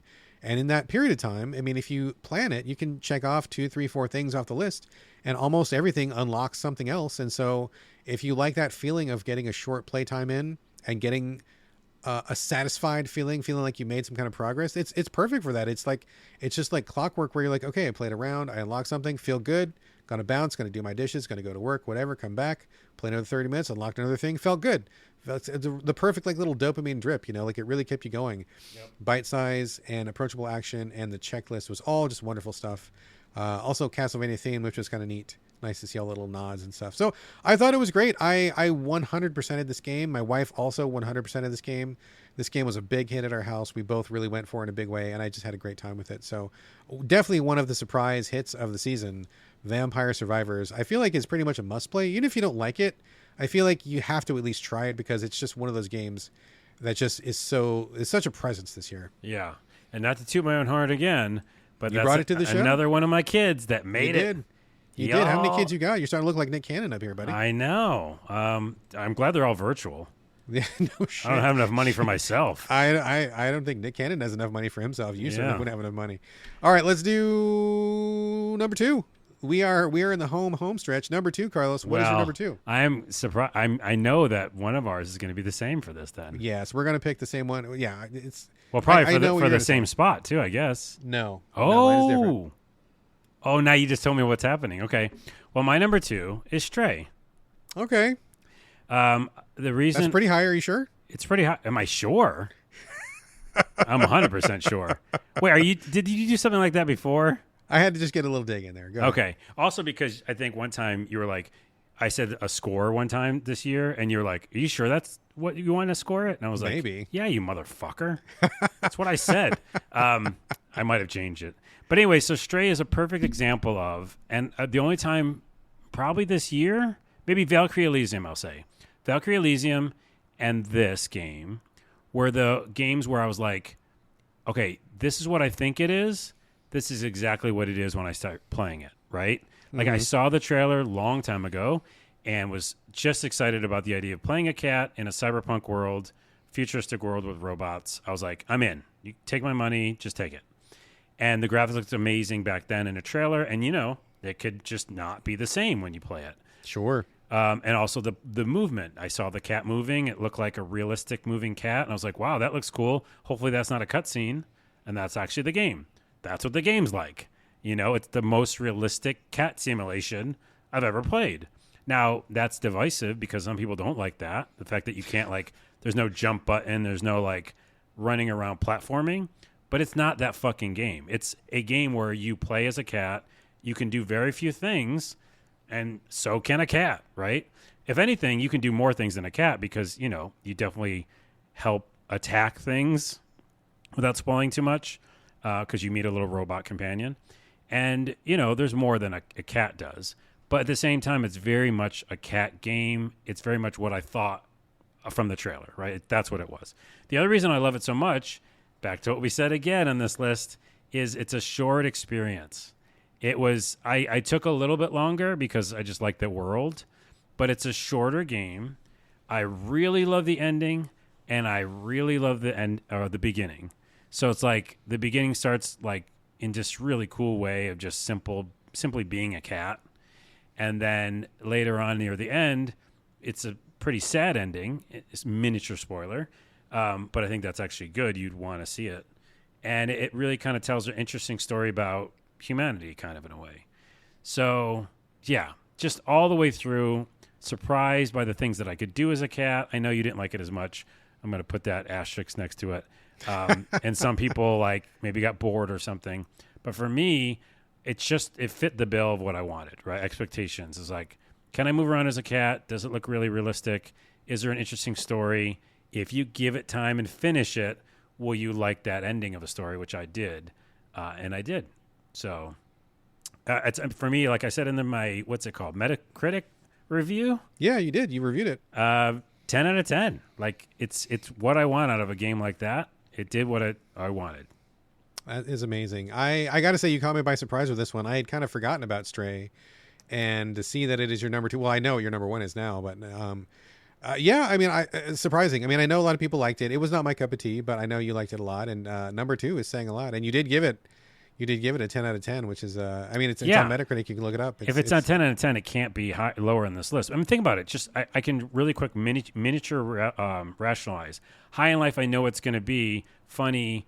Whatever. Star Ocean RPG, Saints Row, it's Saints Row, Valkyrie Elysium action RPG. All these games, I kind of know what they're going to be, right? I mean, we were surprised by some of them, but Stray was like this thing where I never played it as a cat. It's cyberpunk. I saw a trailer. It just feels like a dream. It didn't feel like it was even a real game. And when I played it, it just hit all the expectations of what I want it to be. So it's like, yeah, that's it. That's the game I want. There you go. Number 2. Nicely summarized. Carlos's number 2. All right. Excellent. For me, number 2, Elden Ring. That is my number 2. I'm very surprised now what's your number 1. Oh, man. So Elden Ring is great. I mean, I'm sure that are we going to be talking about it next? Should we talk about it now? We have to talk about it right now. It's my number 1. Okay, because that's your number 1. I figured it was going to be. And we did a whole Elden cast, so we can't talk too much about it. We did. I mean, I think everybody's played Elden Ring. If you haven't played it, you've certainly heard about it. It was... for me, it was great because it was a return to form for From in many ways. Because I'm a Souls fan and I'm a From fan from way long ago. I loved From even before Souls was a thing. They've put out many games and were around for a long time before Souls. So I'm a big fan of their ways and what they put out. And this is kind of like the encapsulation of everything that they've learned from Souls, and then kind of pushed even further. Choice and customization and doing things your own way has always been a From hallmark, even before Souls. When we're talking about Kingsfield, when we're talking about Armored Core, we're talking about their other games. They have always been really big on letting you do things the way that you want. Heavy character, tank character, magic character, stealth character, sword character, like whatever. There was always ways that you could tweak it for yourself. And that was true in Souls as well. But they kind of got away from that at the end. Bloodborne narrowed it down to a degree, which you still had some choice, but I felt like it was a little bit more limiting, more constrained. And when they got to Sekiro, that was like their ultimately most confining choice. You had to play very prescriptively. You had to parry. You had to be a quick ninja. I mean, yeah, there was a couple weapons. Yeah, you could change a couple things. But in general, you had to play the game the way that they wanted you to play it. And that didn't quite work for me. Number 1, because that isn't really their studio's philosophy. And number 2, because the way that they chose wasn't something that worked for me personally. Yeah, I know a lot of people, neither. It scared me. It scared me away from their games. Yeah, Sekiro was, there's some cool parts to it, but overall, probably it's not my favorite From game by a long stretch of the imagination. So I was getting a little bit concerned at that point, thinking maybe I was going to jump off the From ship. But they righted the ship. They went back to choice and customizability and letting you play the way that you want. And I think that's really ultimately epitomized in Elden Ring. There's so many different kinds of characters you can play, so many classes, magic, melee, short melee, long melee, like bow and arrow, or like, whatever. Like there's a billion different ways you can build your character, which is awesome. But also, having the open world, I think, is the next logical step forward, because they were kind of starting to repeat themselves with their previous Souls games. It was getting a little stale, and I didn't want them to do that. They have a history. I didn't want them to make that mistake again, and they didn't. They pulled back, changed it up, and I think that open world was really where the series needed to go. I think it was an enormous world, one of the biggest virtual worlds must be, and if not in square footage, then certainly for the density of content. It felt like every time you went around a fucking rock, you found a new dungeon, or you found a new sword, or you found a new monster. Like you couldn't go 5 fucking feet without finding something that was interesting. And I think that's great. Like I was constantly just wanting to explore more and wanting to see what was over that hill and what was down that gulch and what was in that cave and doing all these things. So that was great. And I think that was just pushing the whole Souls genre forward in the way that it needed to go by the people who invented the genre, which is perfect. And also the thing that was kind of the cherry on top of this whole Sunday was that the co-op. I played almost the entire game co-op with my wife, and that was a fucking fantastic experience. My wife is an amazing player. I love her very much. She's my best friend, my life partner. And I love spending time with her, and the ability for us to play this game together, just basically like 99.9% of the way was awesome. The downside, which I bitched about many times on the show, was like when you play with a partner, you get invaded all the fucking time. Oh, yeah. Like way more than is acceptable. So I wish they would have dialed back on that a little bit, because we were getting invaded, no joke, like literally like every 2 minutes. We couldn't even finish a level because we get invaded so many times. It was like a joke where we would play with each other, and if it was during the day or like during a time when I knew people were playing, we didn't even try. We're just like, okay, let's just wait for someone to invade us. And we would just do that for like an hour, and we would just get constantly invaded. And you couldn't turn that off? I felt like we could. Cannot turn it off. Cannot turn it off. But other than that, when we finally did get to play with each other, it was amazing. I love going through the levels with her, giving her backup, her giving me backup. I mean, that was just like the absolute cherry on this whole thing. So Elden Ring for me, I think I played 180, close to 200 hours, something like that. And I'm sure there's going to be a DLC coming. So fantastic experience. Loved it. They still can't tell a story for shit, but that's okay, because it was just fun to play and I had a great time with it. So yeah, I echo all that. I mean, I didn't play the co-op at all. I played, solo, single player.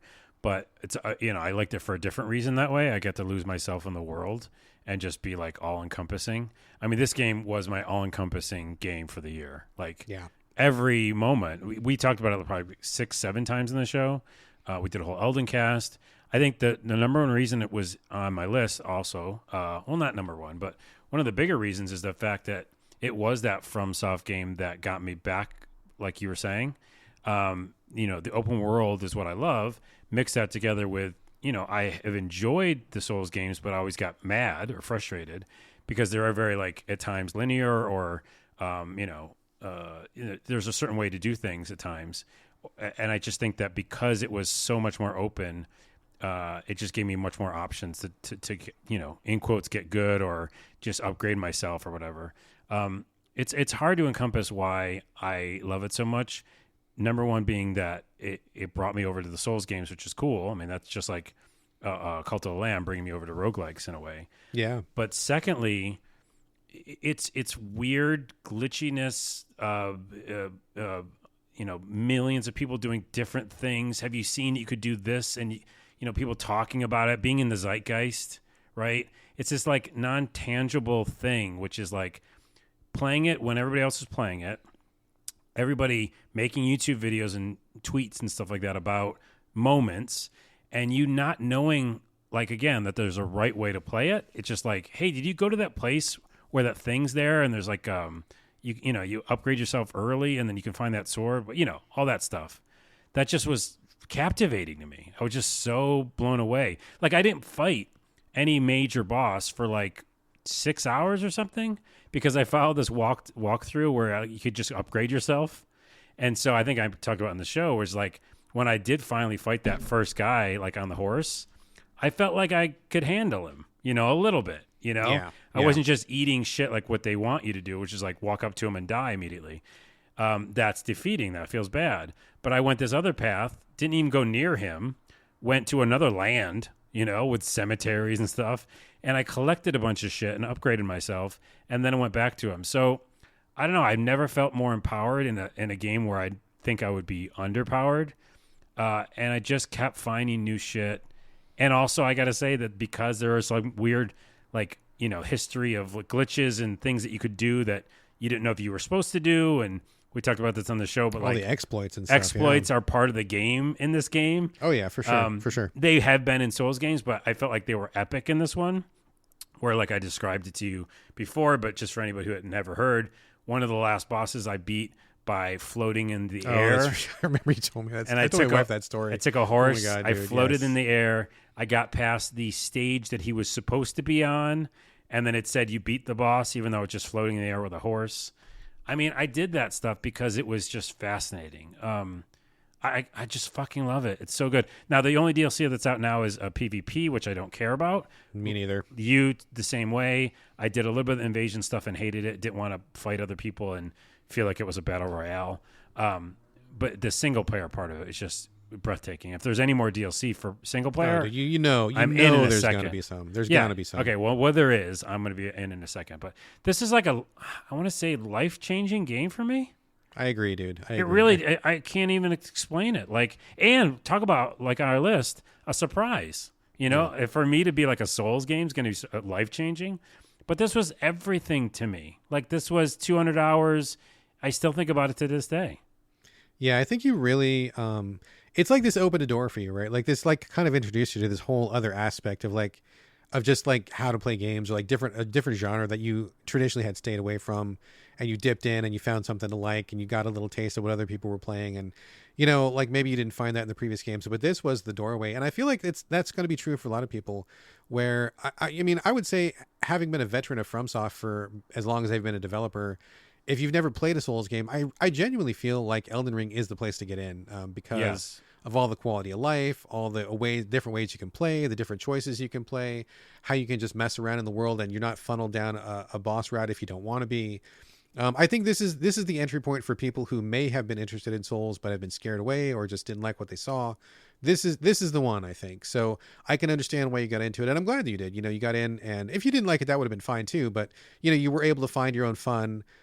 You know, finding exploits and leveling up the way you want to level up, and finding a weapon that worked for you and stuff, and just seeing some of the cool things that From has done. You know, I think they kind of get a bad rap in some ways. I feel like they kind of got high in their own supply when they got too much about, you know, prepare to die and the difficulty, and yeah. I mean, that's all true and shit, but like that's never really been the best part about their games anyway for me. Like, it's always been about the artistry and about having the self-expression by having their different systems and exploring these worlds and having all these cool moments. It's never really been about the difficulty or proving myself by beating some hard boss. And when I saw them going down that path of difficulty and harder because they kept listening to that little vocal section of their fan base that just kept wanting harder and harder games, it was honestly depressing to me, dude. Like, I was feeling like they were losing the plot by going down that route, shutting off so many people who otherwise would have really liked their games. Like, there are people who play From games just to look at the scenery. There are people who play From games to do fashion souls, and they were losing like so many people who could have been fans, who could have enjoyed their work, because they were just catering to the prepare to die people. And I'm glad that they peeled back from that. Not entirely, but they really pulled away from that a little bit with Elden Ring. And I feel like ultimately it was to the benefit of everyone, I think. So I'm really glad to see them do that. I'm glad you got into it. And I love the game as well. I mean, I had a great time. Number 2 game, put in like, you know, so many hours. Great stuff. Anyway, you slice it. Well, and to that point, you just said, like, it's so beautiful. It was such a really interesting, like, different scenarios and different biospheres, and now you're in the volcanoes, now you're in the woods, now you're in a fog thing, you're in the snowy area. So every time I just got in that game, I just wanted to walk around and see things. And you saw so much. There was always something to see. So much stuff. And then there's like that weird library, and you're like, wait, I'm in a library, but now it's in a dungeon. It's just fucking amazing. The world building. And again, because they let you play it in different ways, I got to see that shit. If it was a traditional Souls game, I wouldn't have beat that boss before it, you know? Exactly. And I would have noped the fuck out, right? I felt like really strong at the end too, which I've never felt. Like, I remember like feeling like, why didn't I beat that boss just now?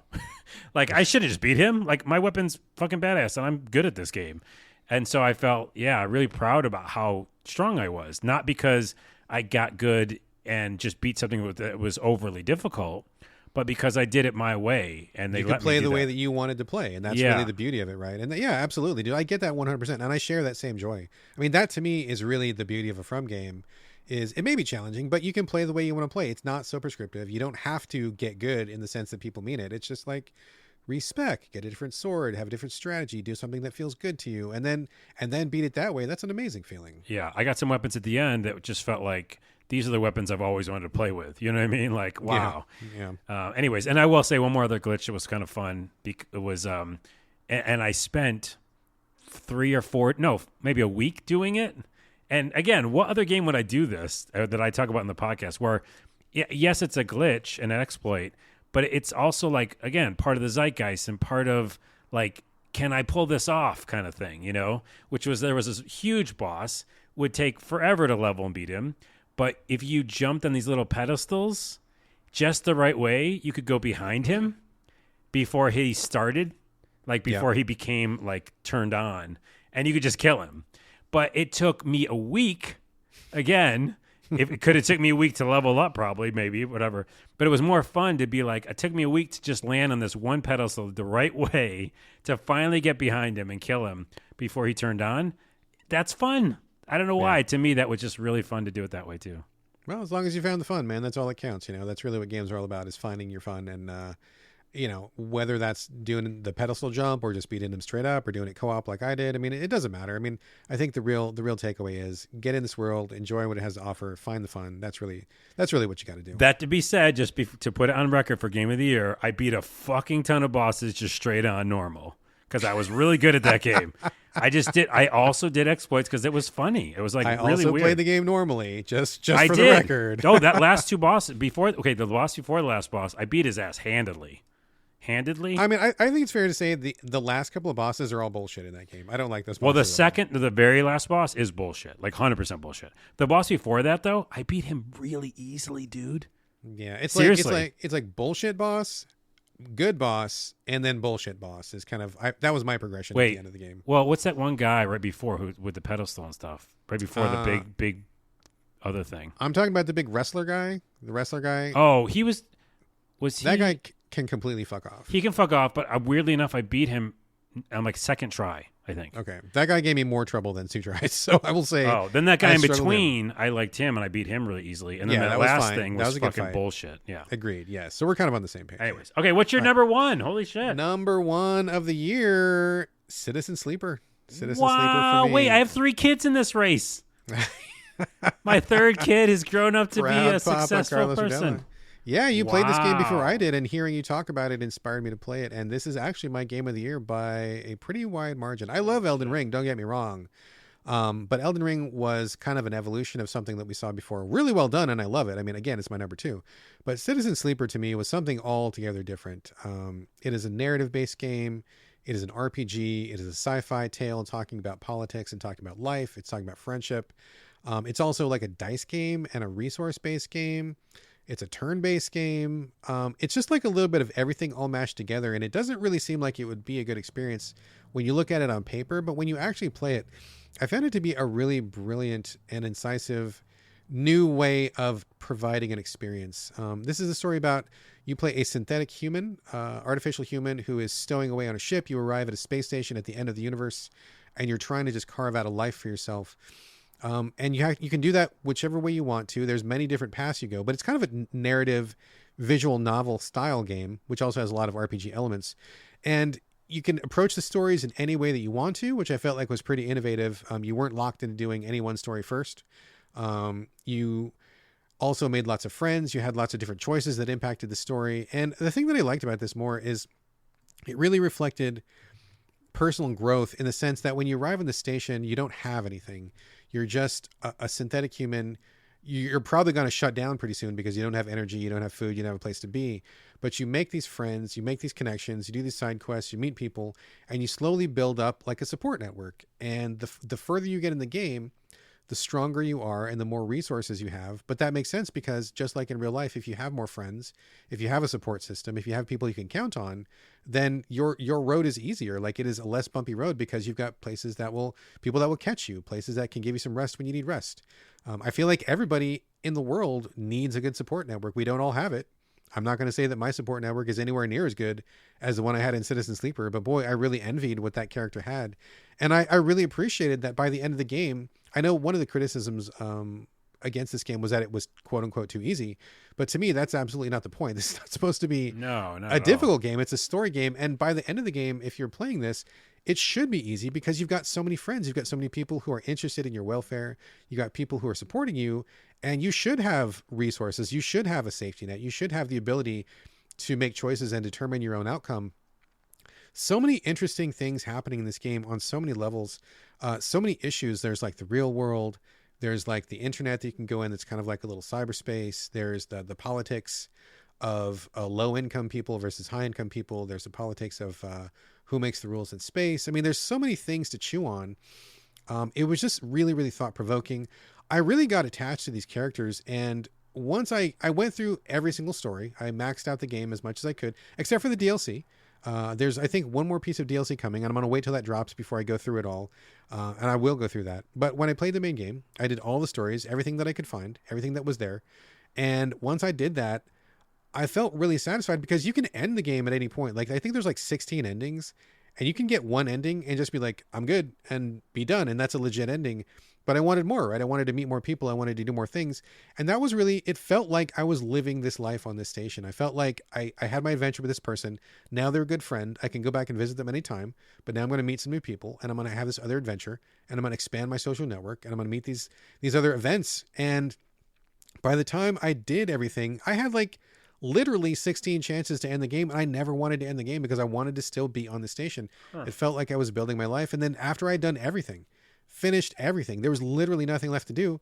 I just stayed and I kept playing it because I felt so satisfied. Like I had carved out a niche for myself. Like I had made it. I came from nothing and built myself up, and I had a place to stay, and I had a pet, and I had money, and I had food, and I had medicine, and I had friends. And I'm like, this is fucking amazing. Like I wish real life was like this because this would be great. Right. Like, I mean, it kind of is, but like they gamify everything, you know what I mean? It's kind of shorthand for real life experience, but I was so satisfied with that journey. I just kept playing. I think I played it for like 2 more days after I beat the last ending. And all I was doing was just like earning more mushrooms and earning more money and earning some scrap, just because I just wanted to feel happy and enjoy the thing that I built and the thing that I made in my new life. And it was just so perfect and on point for me. I love this game so much. I think it's really genuinely brilliant. I think it's a work of genius. And it's so different and so fresh and so provoking in so many ways. I had just the best time with Citizen Sleeper. I'm so surprised that it made it to number 1, but I'm very happy. And I enjoyed it a lot. I didn't put as much time as you did, but it makes me want to go back to it 100%, you having it so high on your list. And I'll say this, there is something to that. Like when a game can like make you so happy just to be in that world. I would say it's similar in a different way with Saints Row, where like I didn't want to finish playing that because I was like, I just want to make now we can make a castle, right? We can make a skyscraper. We can get this other thing. I want to hang out with my friends still, because you do feel like you have friends at the end of that. And there's a cat, by the way. You have a pet. So there's something to that, to like, man, that's speaking highly of the game. That's exactly how I felt. Like how you felt about Saints Row is exactly how I felt about Citizen Sleeper. Like I want to check in with my friends once in a while. I just want to pet my cat. I want to go down to the docks and see what's up, and like nothing's happening, but it just feels good to go down there and just to be like, yeah, man, like I did this. Like everything is chill and cool right now because I made it that way. And I really appreciate the feeling. Of course it's a game. Of course the developer wants you to do all this stuff. Of course it's not me really doing that, but the fact that they did it in such a convincing way that really connected with me really says a lot about this game, about the writing, about the characters, about the situation. Everything about it I felt like was just top fucking shelf brilliant stuff. Nothing but admiration for this game, and I really feel like it is a required play if you're a game critic or someone who cares about like where games are at right now. You have to check it out. Maybe you don't have to love it, but you got to check it out at least. So wow, there you go. Check all those out. We did it. Top 10. Top 10. I don't know about you, but I'm exhausted. I'm really tired. I am. I thought it was gonna be a short show for some reason, but it's not. I don't know why you thought that. It's insanely long. Okay, this is a long show. I need to get a cup of tea, but before we go, we did promise to read the picks and pans from our listening audience. We had a lot of people send in some stuff. Carlos, I sent you a list. Do you have the list? I have the list. Okay, let's tag team these one after another. I'll go one, then you go one, just down the list, and then we will wrap it up, and that will be a bow on 2022, getting ready to start 2023 next show. But right now, let me start off. I will start off with Elijah. Elijah is the first person on your list, right? Yep. Okay, I will start with Elijah, and then you take the next one. We'll just go back and forth, okay? Okay. All right, I will start with Elijah, who is the Unabridged Gamer, former writer at Game Critics, good friend. His top 3 favorite games of the year. Gotham Knights, Elex 2, Paper Cut Mansion. And then we asked everybody for a dud, and I was surprised to see this one turned out to be such a dud, but I think it unequivocally was the Callisto Protocol. Yeah, I'm hearing that a lot from a lot of people. Yeah, everybody says that one's a miss. Elex 2, that's a good pick, though, for that's my honorable mention. Absolutely. Andreas Tang, top 3. Yes, Your Grace. Love that one. Planescape Torment. Classic. And Nowhere Prophet, which I think we both liked. Man. I love Nowhere Prophet. Yeah. It's so good. Yeah. Dud, Silent Hill 2. Is old school Silent Hill 2 then, right? It must be Silent Hill 2. Because they're remaking that. I'm with him on that one. I know everybody loves that one and everybody holds it up as the best. That was a dud for me too. So I'm with you, Andreas. Let's see. Next one comes from Kyle. It's either Levy or Levay. I'm not sure how to pronounce that, but Kyle Levy, I guess. Top 3 this year. Elden Ring. Okay. Correct. Xenoblade Chronicles 3. Didn't connect with either one of us. Did you even play Xenoblade Chronicles 3? I did, and it didn't, but it's okay. Yeah. It's a good RPG. That's okay. And Bayonetta 3. We haven't really talked about Bayonetta, so there's that one. And he says, I didn't play Death's Door until this year, but that was sort of a letdown, and I kind of feel you on that one, Kyle. Yeah, I think we both kind of like that. Alex Pracken. Number 1, Elden Ring. You are correct. God of War 3, which I didn't play. Right? God of War Ragnarok, as he means? It's got to be Ragnarok is what he means, yeah. And Beacon Pines, which you were supposed to play, or we both supposed to play. It's on Game Pass, I think, right? Yeah, and he's just as a side note, he is one of the Game Critics writers. He's a great guy. Okay, I want to check out Beacon Pines, actually. Yeah. And then I guess Letdown is Dream Cycle. I don't know what Dream Cycle is. It's a little indie story-based game. Yeah, he was pretty disappointed in that one. So, okay. Next comes from Joe Moore. Top 3, Immortality. Okay, respect that. God of War Ragnarok, which I feel like probably is on everybody's list in the whole world, so I get that. And he says Pokemon Scarlet and Violet, even with it running like rubbish. I know. I hear everybody saying it runs bad. And he says the biggest stud for him was F1 22 Manager. Okay. Andy Robertson. Good old Andy Robertson. Top games. Yono and the Celestial Elephants? Question mark? It's on Switch, I'm pretty sure, yeah. Okay, I don't know what that is. Oh, we hear this a lot. Dwarf Romantic. Yep. You love that game. It's fun. And Before Your Eyes, also I don't know. That was the one, I believe, that it used your PC camera to track your eye movements. Wow. Because it's a story about being frozen in your hospital bed or something like that. Intense. Yeah. His letdown, oh my goodness. Oh, it's just a specific version. Yeah. Citizen Sleeper's tech size that stopped him from playing. So, yeah, I saw him talking to the developer on Twitter about this, and Andy Robertson from TamingGaming.com. I love Andy. Yep. He was saying, I think Andy would absolutely love this game, but I forget where he was playing it, but he just said the tech size was not working for him, and the developer, he kind of apologized, but the way that he made the game, he was not able to upsize the text, which is a real shame because it's a wonderful game. I played on a really big TV, so I get it. It would be a real shame if text is the only reason keeping a person out. So I hope that somehow that gets solved. It is a crime to not play this game because of the text. Next one comes from Adderblack39. Love Adderblack. He always retweets the show. Thank you very much, sir. Always appreciate it. Top 3, Tinykin, which a lot of people loved. I didn't care for it, but a lot of people loved Tinykin. My wife liked it too. Vampire Survivors, okay, and Stray. Correct. All right. Correct. He's talking her language here, and he says, he says Dying Light 2 was underwhelming. I'm going to ask you a question, Adderblack. Did you finish it? Because, again, near the third act and the ending, it picks up. I will say Infinite Backlog says, in no particular order, Horizon Forbidden West. Ooh. Okay. Plague Tale Requiem, God of War Ragnarok, and Rogue Legacy 2 is so close. We both enjoyed that game. Rogue It was a Legacy good 2. game. Good game. Let Down is probably Dying Light 2. Oh, No. jeez. And through Bayonetta... Wait, though Bayonetta 3 is currently quite disappointing, and I haven't played Callisto Protocol yet. Okay. All right. Fair. Next comes from Omar C555. Wait, Omar C555. Yes. Sorry. Don't want to leave your extra 5 off there. Number 1, Elden Ring. Okay. Number 2, Vampire Survivors. Yep, feel ya. Number 3, Midnight Suns. I didn't finish that. I'm still working on it. I feel good that I didn't include it on any of my lists because the combat is amazing. Everything else is not amazing. So I feel like a sequel is going to kick ass, but I'm glad that someone mentioned Midnight Suns on this show. He says the dud, Callisto Protocol again. Callisto Protocol. I hear that a lot. Yep. Good friend Lelena makes the list. Okay, in third place. Wait. We have to say first off, I did edit her email for length because she said she didn't mind. She sent a pretty long email. So this is her abridged version with her permission. This is abridged, Elena? This is the abridged version. It's still long. All right. In third place, I never know how to say this, but Atelier Sophie 2? Yes. I never can say that first word. Anyways, I'm surprised about this one not making the number one spot since Atelier games are some of my favorites. I know that about her. The characters were as charming as ever, and having beat the first Sophie game earlier in this year, I was happy to see where her next adventure would take her. I tried to get into those games so bad. They're definitely a vibe, so I'm glad she liked it. It's a thing. It's a thing. In second place, As Dusk Falls. I love this one.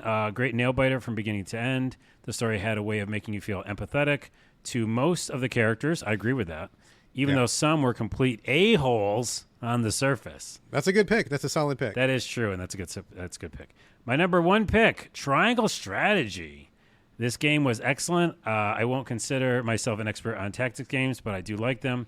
The battles were fun, and having to make excruciating choices and decide which one is slightly the lesser evil was compelling. Yeah, I did like that about it. I played the demo.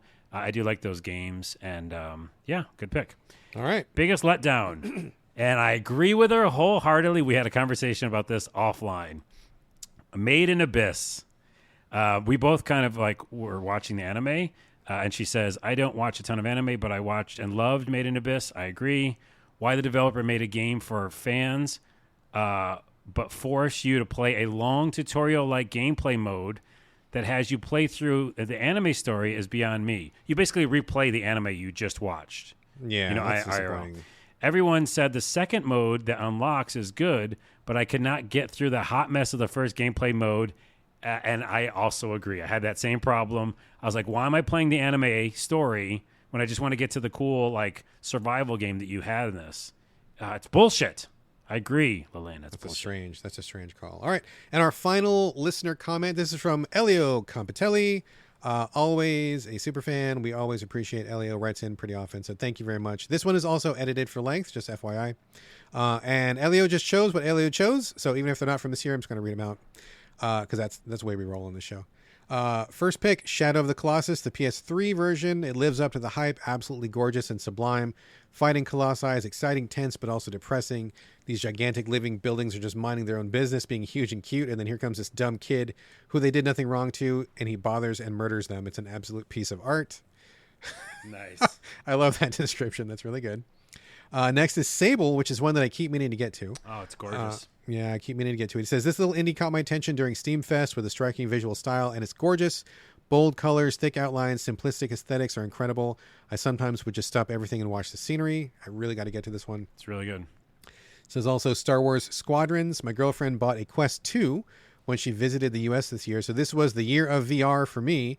I also bought a HOTAS, which is I believe a flight stick, after playing a lot of MS Flight Simulators. I wanted to list a game that represented both new experiences for me, so being both a flight sim and using the stick and VR. Star Wars Squadrons is not a super great game. Story's mediocre, characters are non-existent, but in VR, it's a joy. Dogfighting in VR, where you can turn your head around to look where enemies are, is just an entirely different thing. You get a visceral sense of your place in the world, and I love shouting, all power to the shields! Nice. All right, and his disappointment of the year, Marvel's Spider-Man. I played worse games this year, Saints Row. Incorrect, but okay. Incorrect, but okay. Puts the dagger right in your back Incorrect. right there before he closes out the show. It's fine. Dagger in Carlos's back. It's fine. It's incorrect. But this was a big disappointment that also represents a lot of what's wrong with current AAA gaming. While I really liked the traversal, the way it vomits a million useless collectibles whose icons turn the map into a pointillistic nightmare really turned me off. And Elliot, I agree 100%. I thought Spider-Man was great in some ways, but it's also awful in the ways that you mentioned as well. So. And I disagree with Saints Row, but I agree with you on Spider-Man because I felt like that. I just didn't want all that stuff on the map. It was boring. Yeah, exactly. All right, and there we go, folks. Oh. That is the show 2022 wrapped up. Cherry on top. Put a bow on it. It's all done. We're gonna put it up on the shelf. And this was one for the history books, folks. We got there. Long show. How you feeling, Carlos? We did it. I'm tired. I need tired also. Water. I need to lay down, I think. A nap, sandwich, coffee. But yeah, something. And weirdly enough, even though we just talked about games for 2+ hours, I want to play some games now. some new games. I kind of do too. I got to Yeah. get back to Evil West. I'm loving that right now. Or I'm sorry, Weird West. My bad. Weird West. Yes. Anyway, folks. All right. This is a show. That's a year. That's a wrap up. As always, let us know your questions and comments. Hit us up, SoVideoGamesPodcast@gmail.com. We're on Twitter @SoVideoGames. We're on Instagram @SoVideoGamesPodcast. And you can also hit us up individually. Carlos, where are we sending your traffic this week? Come check me out on TikTok. It's just my name, Carlos Rodello. And that's it for me. All right. And I am still on Twitter at the moment. I'm still on Instagram. I'm on co-host as well, although not as often. It's my name, BRADGALLAWAY. All A's, no O's. And this is going to do it for episode 317, also known as the 2022 Game of the Year podcast. Thank you all for joining us here and getting through this monster episode. And we'll see you next year, which is also, we'll see you next week. No, wait, do it again. I thought we did it again. No, I was off. Do Okay. it. And we'll see you next week. Ah, it's too slow. Let's do it faster. Well, how do we do it? faster. Tell me it first. You say first. All right. Do the. No, I'm just gonna listen to you. Watch. I'm gonna. And we'll see you next week. Okay, here we go. Ready, go. Ready?